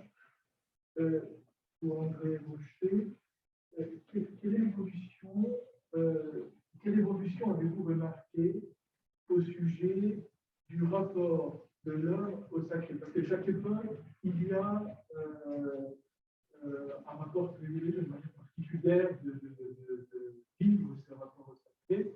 Mais dans une vision d'ensemble, quelle est cette évolution à la fin de cet ouvrage, à la fin de cette recherche? Alors là, c'est aussi difficile à saisir parce que on a des recueils de miracles, on a des choses comme ça qui nous permettent de voir un peu quelque chose, mais enfin, la documentation est assez lacunaire. Ce qu'on peut dire, c'est que on a toujours, enfin tout au long de l'époque que j'ai étudiée, on a une piété tactile, c'est-à-dire que le rapport avec le sacré, il se fait par le toucher. Le toucher, c'est fondamental. Tout le monde veut toucher, voir et toucher. Les deux sont liés, hein, voir et toucher. Mais il ne suffit pas de voir, il ne suffit pas de toucher. Voilà, voir et toucher, c'est vraiment les deux fondements de la piété en général, pas seulement populaire d'ailleurs, parce que à ce niveau-là, il y a souvent une identité de pratique entre les différents niveaux, des personnes de différents niveaux de culture. Le roi de France, quand Louis XI va en pèlerinage, il veut aussi voir et toucher. Donc, ce n'est pas seulement le petit peuple. Ce qui évolue, c'est il y a un déplacement à l'intérieur du vœu qui est très intéressant à étudier. J'avais déjà découvert en étudiant les procès de canonisation, les miracles dans les procès de canonisation. On demande au saint un miracle, soit une guérison, une conversion, sauvetage en mer, etc., donc tout ce qu'on veut, jusque vers le XIIIe siècle, fin XIIe, début XIIIe. Pour être guéri miraculeusement par le saint, il faut venir au tombeau, toucher le saint, toucher la relique, rester 8 jours, d'où l'expression faire une neuvaine. Ce n'est pas obligatoire, mais si on voulait mettre toutes les chances de son côté, il fallait rester 1 semaine. Et j'ai montré qu'en Sardaigne, il y avait encore des constructions aujourd'hui très, très visibles. Autour des sanctuaires, il y a des maisons où les gens dormaient pendant 1 semaine. Et tout le village venait là, ils s'installaient, ils faisaient leur popote, ils dormaient là, et puis au bout du jour, ils repartaient. Certains avaient obtenu leur guérison ou leur miracle, et d'autres pas. Enfin bon. Voilà. Donc, cette notion d'être sur le lieu, de venir au lieu et de toucher est fondamentale. Et alors, à partir de la fin du Moyen-Âge, on voit que ce rapport se détend, c'est-à-dire que ce qui devient fondamental, c'est le vœu. On implore le saint qui est vénéré dans tel ou tel sanctuaire et on dit si tu me guéris ou si tu sauves mon enfant qui est gravement malade ou ma femme qui est en couche, etc., eh bien, j'irai à ton sanctuaire. Donc, à ce moment-là, le vœu est conditionnel. Le rapport saint-homme n'est plus le même. Et le déplacement au sanctuaire, qui existe toujours, devient une manifestation d'action de grâce. On vient avec une chandelle ou des offrandes, on dépose un ex-voto qui apparaît justement, les premiers ex-voto connus en Italie, début XIVe siècle. Oui. Donc il y a un tournant là qui Donc les gestes extérieurs sont apparemment les mêmes, mais il y a un déplacement d'accent à l'intérieur du processus, si je peux dire, et qui reflète une évolution aussi du rapport au saint, au sacré.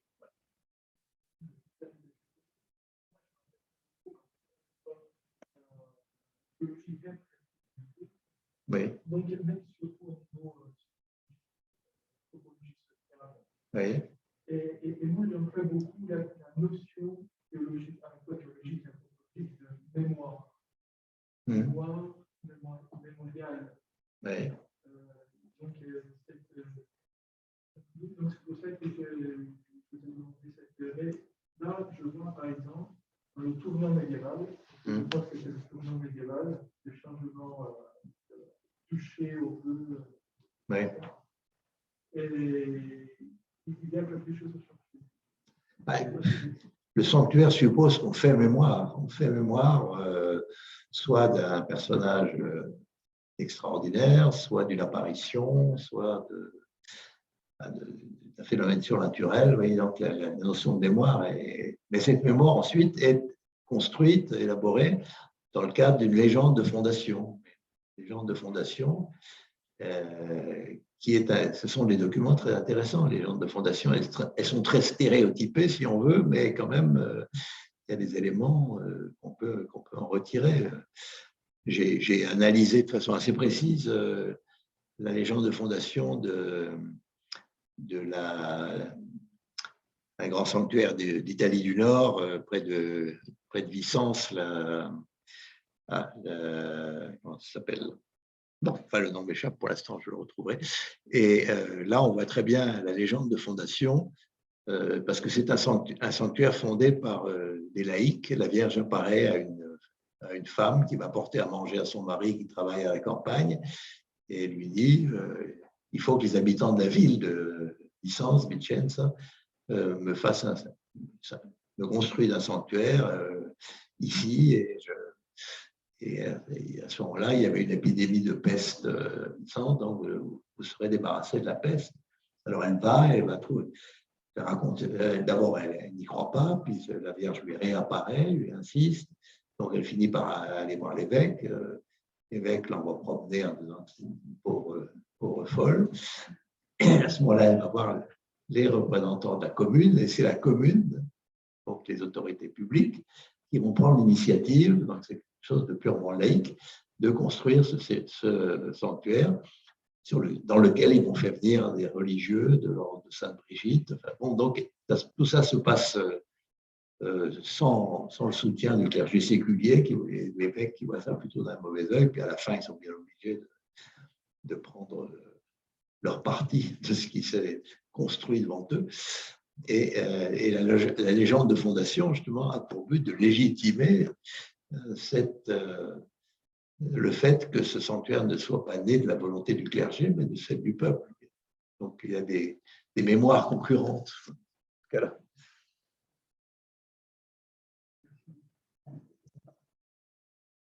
Est-ce que vous avez une idée du regard que portent les autorités ecclésiales actuelles sur les sanctuaires? Est-ce que c'est différent d'un pays à l'autre? Là, vous me posez une grosse question. Je pense que, mais moi, je ne suis pas spécialiste de l'Église contemporaine, mais enfin, j'ai quand même pas mal visité de sanctuaires en Italie, en France et ailleurs.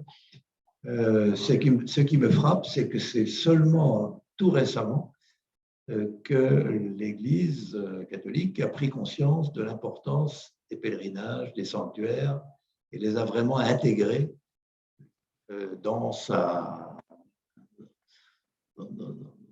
pastorale en particulier. C'est pas qu'il n'y avait rien avant, mais par exemple, il est significatif que le mot sanctuaire apparaît dans le droit canon seulement à partir des années 1930. Avant, on ne trouve rien sur les sanctuaires dans le droit canon. Et jusqu'à la fin du Moyen-Âge, on ne trouve rien sur les sanctuaires dans les enquêtes, dans les visites pastorales. Les évêques visitent les paroisses, éventuellement telle ou telle chapelle, surtout s'il y a un problème, mais les sanctuaires, ils n'y vont pas, on n'en parle pas. Donc, il y a une espèce de non-dit. Ça existe, tout le monde sait que ça existe, c'est important puisqu'on y met des religieux pour que tout se passe bien, que ce soit des franciscains ou des jésuites, mais ça reste à la marge. Ouais. Et c'est seulement tout récemment, et j'ai vu ça même quand j'étais dans les années où j'étais à Rome, on a créé à ce moment-là un bureau, si je veux dire, au Vatican pour s'occuper des sanctuaires avec un cardinal. Enfin bon, il y a une prise de conscience qui s'est opérée dans le clergé que à côté des paroisses, il y avait des sanctuaires, que dans ces sanctuaires, il y avait des millions de personnes qui venaient non seulement en Europe, mais en Amérique latine, partout. Voilà, et que laisser les sanctuaires comme ça, comme si c'était simplement des choses qu'on devait supporter, mais sur lesquelles il valait mieux glisser poliment, non, ça c'est fini, ça. Donc je crois qu'il y a eu un changement d'attitude, surtout à partir de Jean-Paul II, qui venait de Pologne, savait ce que c'était que des sanctuaires. Chez Częstochowa en Pologne, c'est fondamental. Si vous ne connaissez pas Częstochowa, vous ne pourrez rien comprendre à l'histoire de la Pologne. L'histoire du sanctuaire et l'histoire du pays sont tellement liées que, voilà. Donc, pour un pape comme lui, ça avait un sens de s'intéresser aux sanctuaires, de les développer. Et donc, ils ont commencé à faire leur apparition dans le droit de l'Église et dans la pastorale des évêques, mais ça a mis du temps.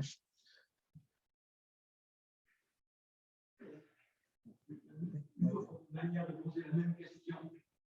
Il n'y a pas de sanctuaire sans desservant. Sans desservant. Sans clergé.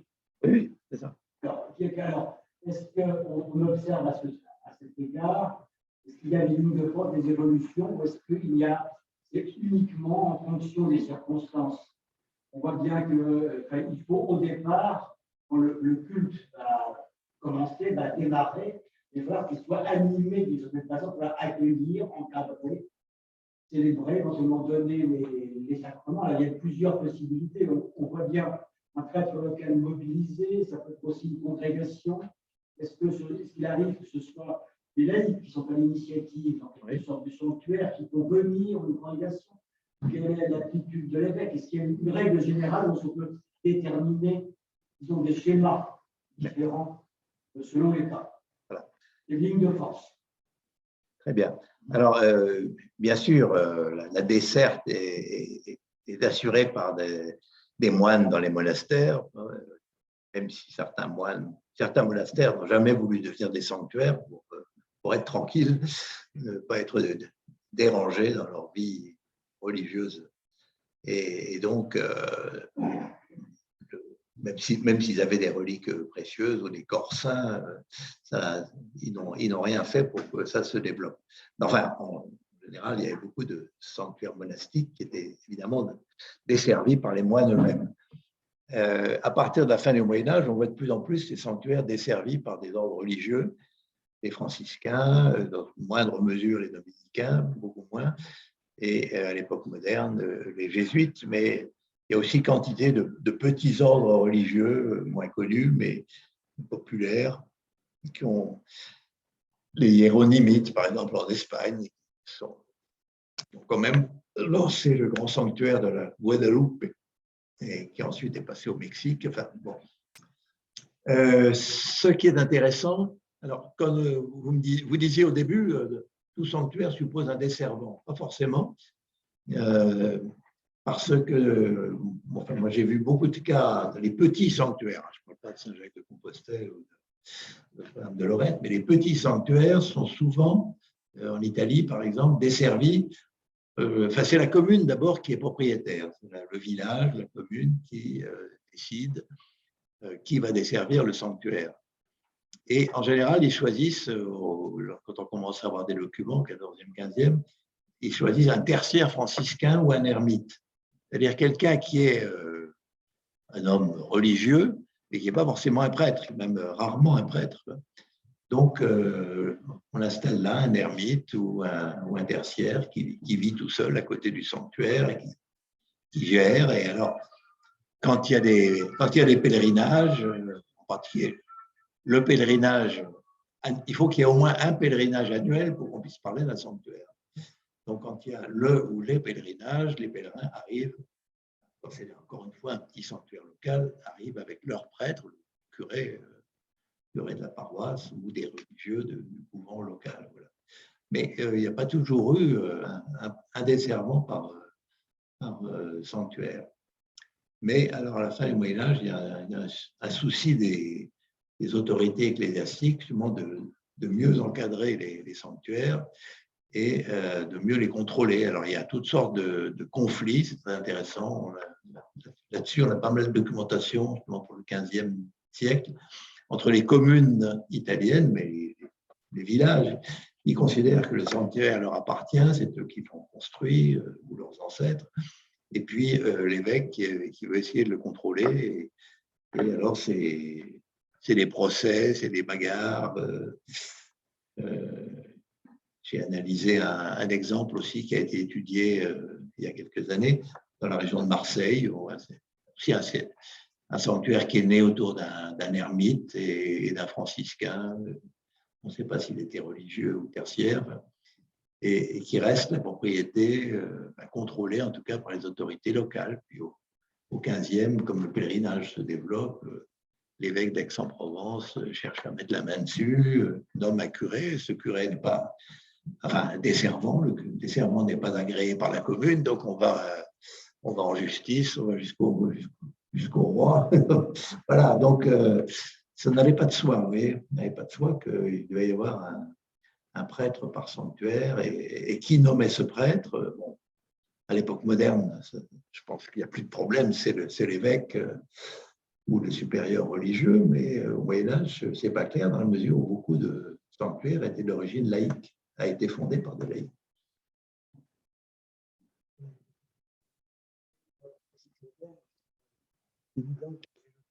L'autorité épiscopale qui veut reprendre le contrôle des dévotions et d'abord tout ramener, ramener toute dévotion à l'intérieur même de l'église paroissiale.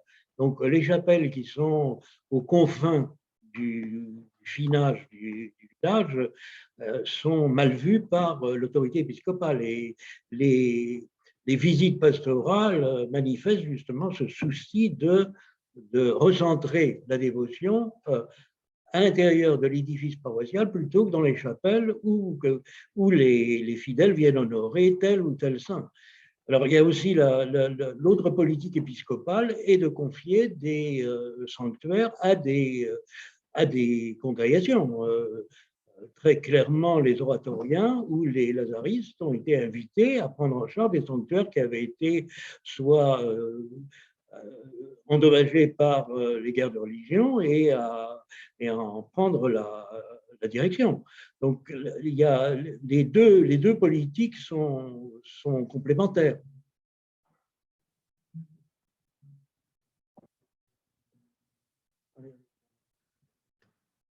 J'ai beaucoup apprécié de vous entendre. Je vais lire le livre, je n'en ai pas encore lu. Ça m'a vraiment donné envie de le lire.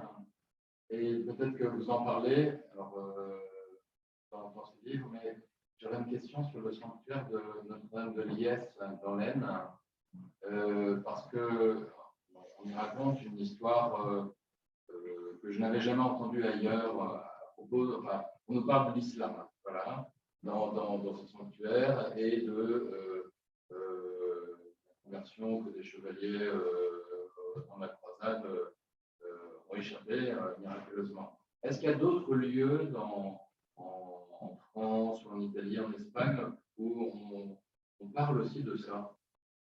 Oui, on a. Oui, au Super Espagnol. On parle vraiment de la foi musulmane.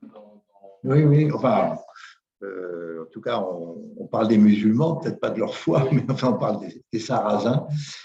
Et alors, c'est significatif qu'il y a un sanctuaire que j'ai étudié en Pouille, justement. C'est à comment s'appelle ce port? C'est pas au nord de Bari, c'est Molfetta. Hein. À Molfetta, il y a un sanctuaire qui a été important, qui est né XIIe ou XIIIe siècle. C'est un bateau entier de croisés qui partait de ce port pour aller en croisade en Terre Sainte. Et ce bateau fait naufrage, pas très loin de la côte. Enfin, une tempête éclate, le bateau, et les cadavres arrivent sur la côte. Et à ce moment-là, on les a considérés comme des martyrs. Et on construit à la périphérie du port de Molfetta une église Notre-Dame des Martyrs qui encore aujourd'hui existe et est importante. Donc, on les a considérés. Il n'y a pas eu, à l'époque médiévale en tout cas, de reconnaissance officielle par le pape, mais un culte très, très, très fort à ces martyrs qui sont morts au moment où ils allaient essayer de gagner la Terre Sainte. Voilà. Et puis, il y a aussi alors, tout ce qui est lié au culte du Saint-Sépulcre.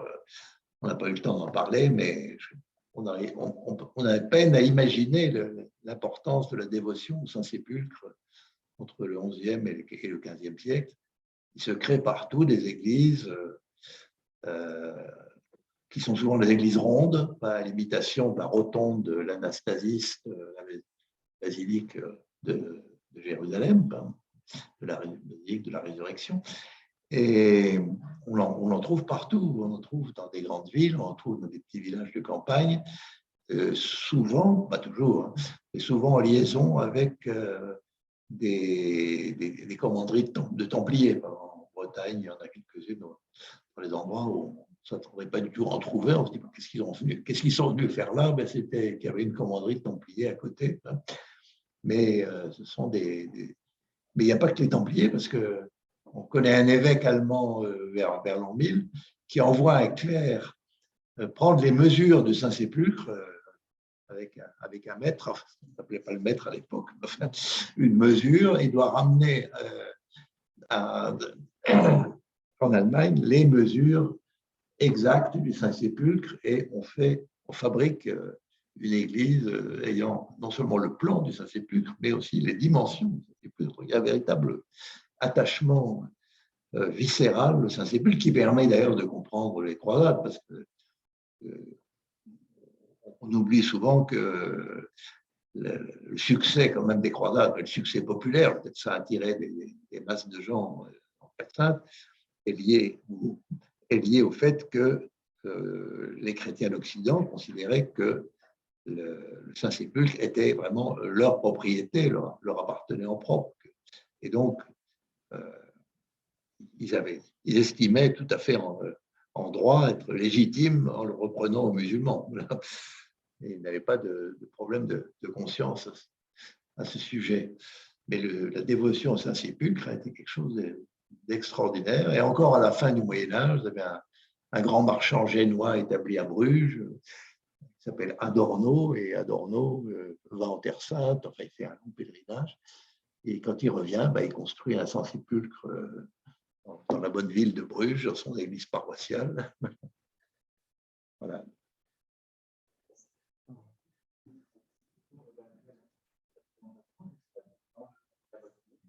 J'aimerais savoir, vous avez évoqué justement des méthodes de sanctuarisation qui ont justement lieu en France et en Occident. Est-ce que ces méthodes-là ont été exportées notamment par les missionnaires comme ceux de Saint-François Xavier en Orient, en Extrême-Orient? Les méthodes ces méthodes-là de sanctuarisation, que ce soit par la sanctuarisation d'un médecin ou d'un lieu consacré, est-ce que ces méthodes-là ont été exportées en Extrême-Orient par les missionnaires, par exemple? Ah oui, je crois. Enfin là, je pense que Dominique Julia sera plus compétent que moi, mais j'ai l'impression que quand François Xavier part en Extrême-Orient, il emmène avec lui la piété occidentale. Les Portugais créent des sanctuaires à Goa, dans d'autres lieux de ce genre. Mais là, je ne suis pas très compétente. Peut-être que Dominique, tu sais des choses. Pas beaucoup plus, parce que je n'ai pas forcément étudié le domaine des missions, mais il est clair que les reliques ont été un des instruments aussi de l'évangélisation dans les missions que construisaient les jésuites, parce que dès lors qu'ils s'installaient, il y avait un sanctuaire qui s'édifiait, qui était un sanctuaire de mission, et effectivement, pour qu'il y ait sanctuaire, il fallait qu'il y ait reliques. Donc, à mon avis, les jésuites ont développé cette politique de dissémination. Je disais à l'instant qu'ils avaient disséminé à travers le monde l'icône de Sainte Marie Majeure. Ils ont demandé une permission spéciale au pape François Borgia de copier l'icône de Sainte Marie Majeure, et ils l'ont envoyé immédiatement à Ingolstadt, où s'est produit un miracle d'apparition de la Vierge qui a donné lieu à la fondation des fameuses congrégations des jésuites. Vous savez que les jésuites, dans leur travail apostolique, mettaient en valeur des associations pieuses d'habitants d'une ville. Alors, il y avait des sodalités nobles, des sodalités de marchands, des sodalités d'artisans, évidemment des sodalités dans les collèges pour les écoliers de différents niveaux. Donc, la politique de dissémination de l'icône Salus Populi Romani a été quelque chose de tout à fait capital dans l'expansion jésuite.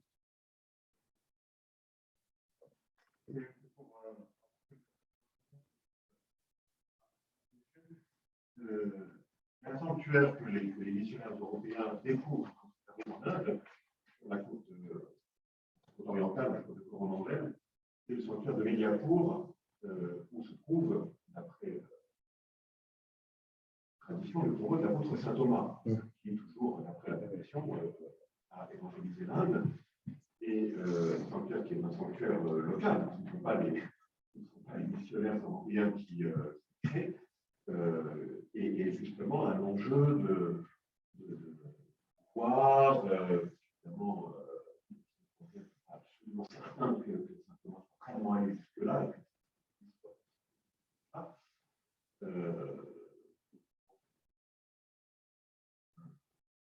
Intéressant à étudier. Saint Thomas de Mediapur, que les particuliers sont tombés. Pour revenir à ce qu'on disait tout à l'heure sur le retard de l'Église qui en fait vraiment le sanctuaire, on trouve la définition donc, du sanctuaire apparaît pour la première fois dans le Code de droit canonique en 1983. C'est l'article 1230 du Code de droit canon. Sous le nom de sanctuaire, on entend l'église ou un autre lieu sacré, parce qu'il n'y a pas que des églises, il y a des grottes, des hauts lieux, où les fidèles se rendent en nombre en pèlerinage pour un motif particulier de piété, avec l'approbation de l'ordinaire du lieu. Donc, ça suppose évidemment un contrôle fiscal, mais là, c'est un texte récent. Mais c'est quand même significatif qu'on n'en a jamais parlé en 1983 dans le droit de l'Église, alors qu'il y avait des milliers de sanctuaires dans la chrétienté.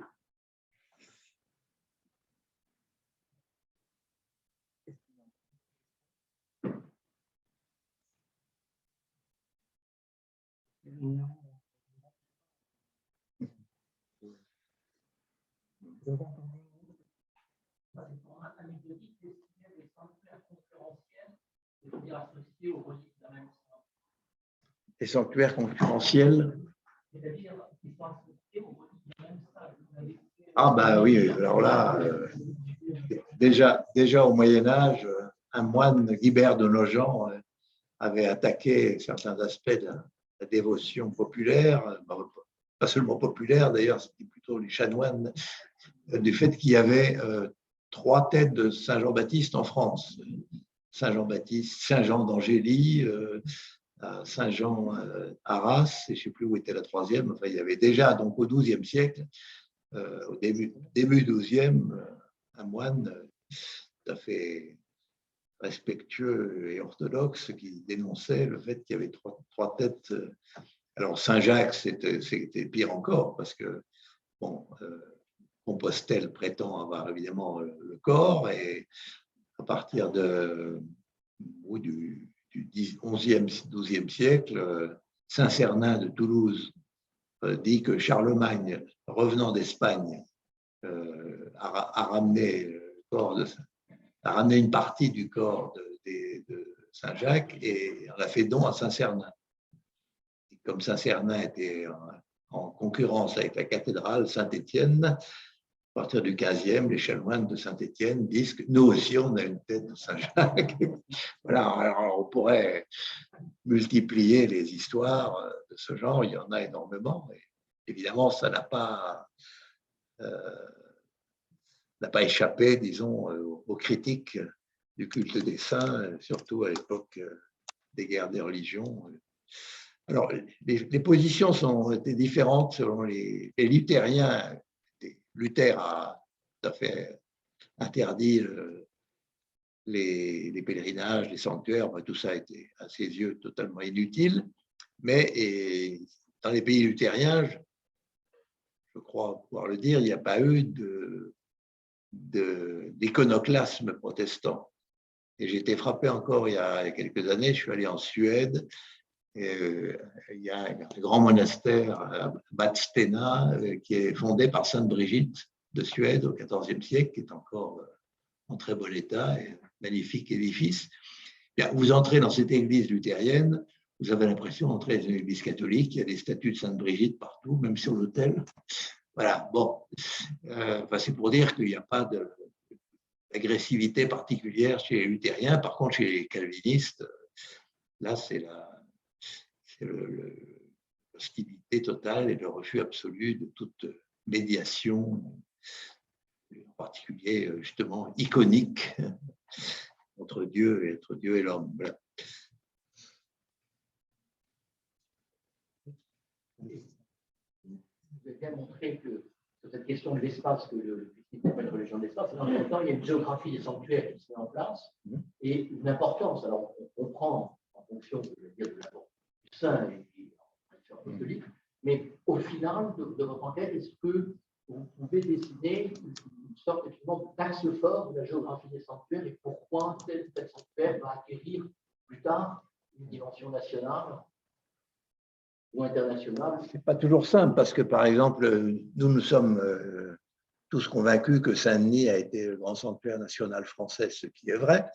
Mais avant l'an 1000, et surtout avant 987, le grand sanctuaire monarchique en France, c'était Saint-Médard de Soissons, dont personne ne parle, parce qu'il a été rasé jusqu'au sol à la Révolution, et on a complètement oublié qu'il y a des rois qui y sont enterrés, des rois qui s'y sont fait sacrer.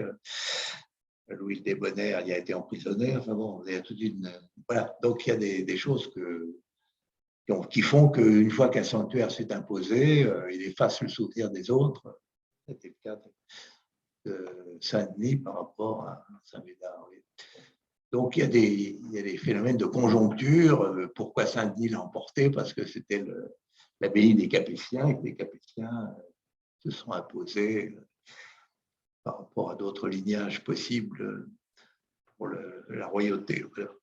Alors, en ce qui concerne la couverture de l'Occident par les sanctuaires, là, il y a une véritable volonté consciente à la fin du Moyen-Âge et à l'époque moderne de couvrir au maximum l'Europe, la chrétienté, de sanctuaires.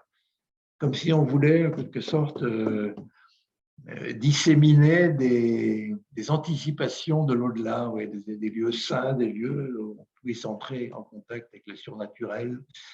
Et en particulier, les sanctuaires mariaux, Dominique Julia connaît ça mieux que moi, un jésuite s'appelait Gumpenberg, fait un atlas Marianus, c'est-à-dire un atlas de tous les sanctuaires mariaux de la chrétienté, et il en trouve évidemment des centaines, peut-être même un millier, 1200, c'est ça, oui, oui. Et pour chacun, il fait une notice, il décrit l'histoire. Visiblement, il y a une volonté de couvrir l'ensemble du territoire chrétien d'une myriade de sanctuaires, de façon à faire une espèce de récupération sacrale de l'espace chrétien. Je crois qu'il il y a eu à certaines époques, en tout cas, un projet cohérent dans ce domaine-là, enfin, surtout à l'époque moderne.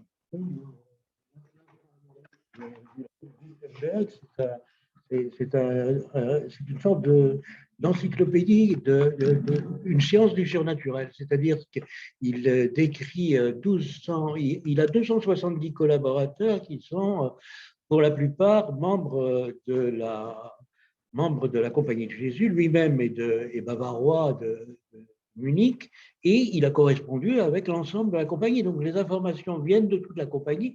Il y a pour chaque sanctuaire une image miraculeuse et il y a toute l'histoire, enfin toute la légende et l'histoire de la fondation, du miracle et des miracles qui s'est produit encore. Une sorte de volonté de science du surnaturel avec toute une série d'index sur la matière de l'image, sur ses particularités. C'est un livre passionnant, malheureusement complètement en latin. Il y a eu tout de même une traduction qui a été faite récemment à Neuchâtel de la première édition, qui est plus modeste et qui ne comportait que 100 sanctuaires. Et c'était des tout petits livrets, alors que l'édition de 1772 est une édition in folio. C'était des petits livrets qui étaient destinés à permettre à des fidèles de faire un pèlerinage intérieur sans avoir à aller voir l'image miraculeuse, puisqu'ils pouvaient méditer sur la gravure qui représentait le sanctuaire. Donc, il y avait deux usages très différents, un usage pour les savants dans l'édition définitive et un usage plus méditatif pour la première édition.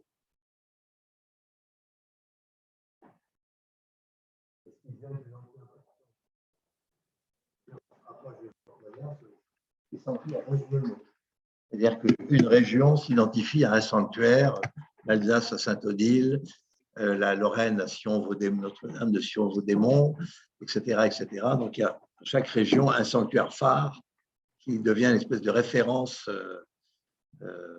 transhistorique à travers les siècles, qui pointe de devenir un symbole de l'unité d'une région donnée. Oui.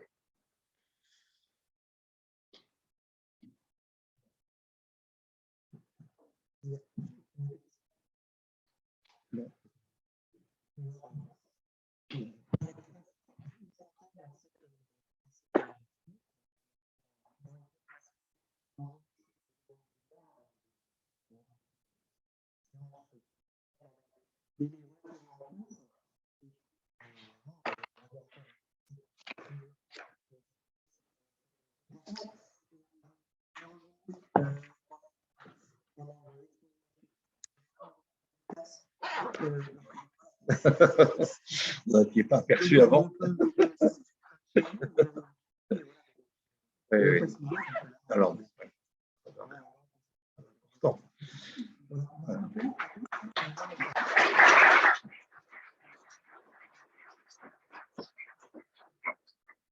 merci à vous.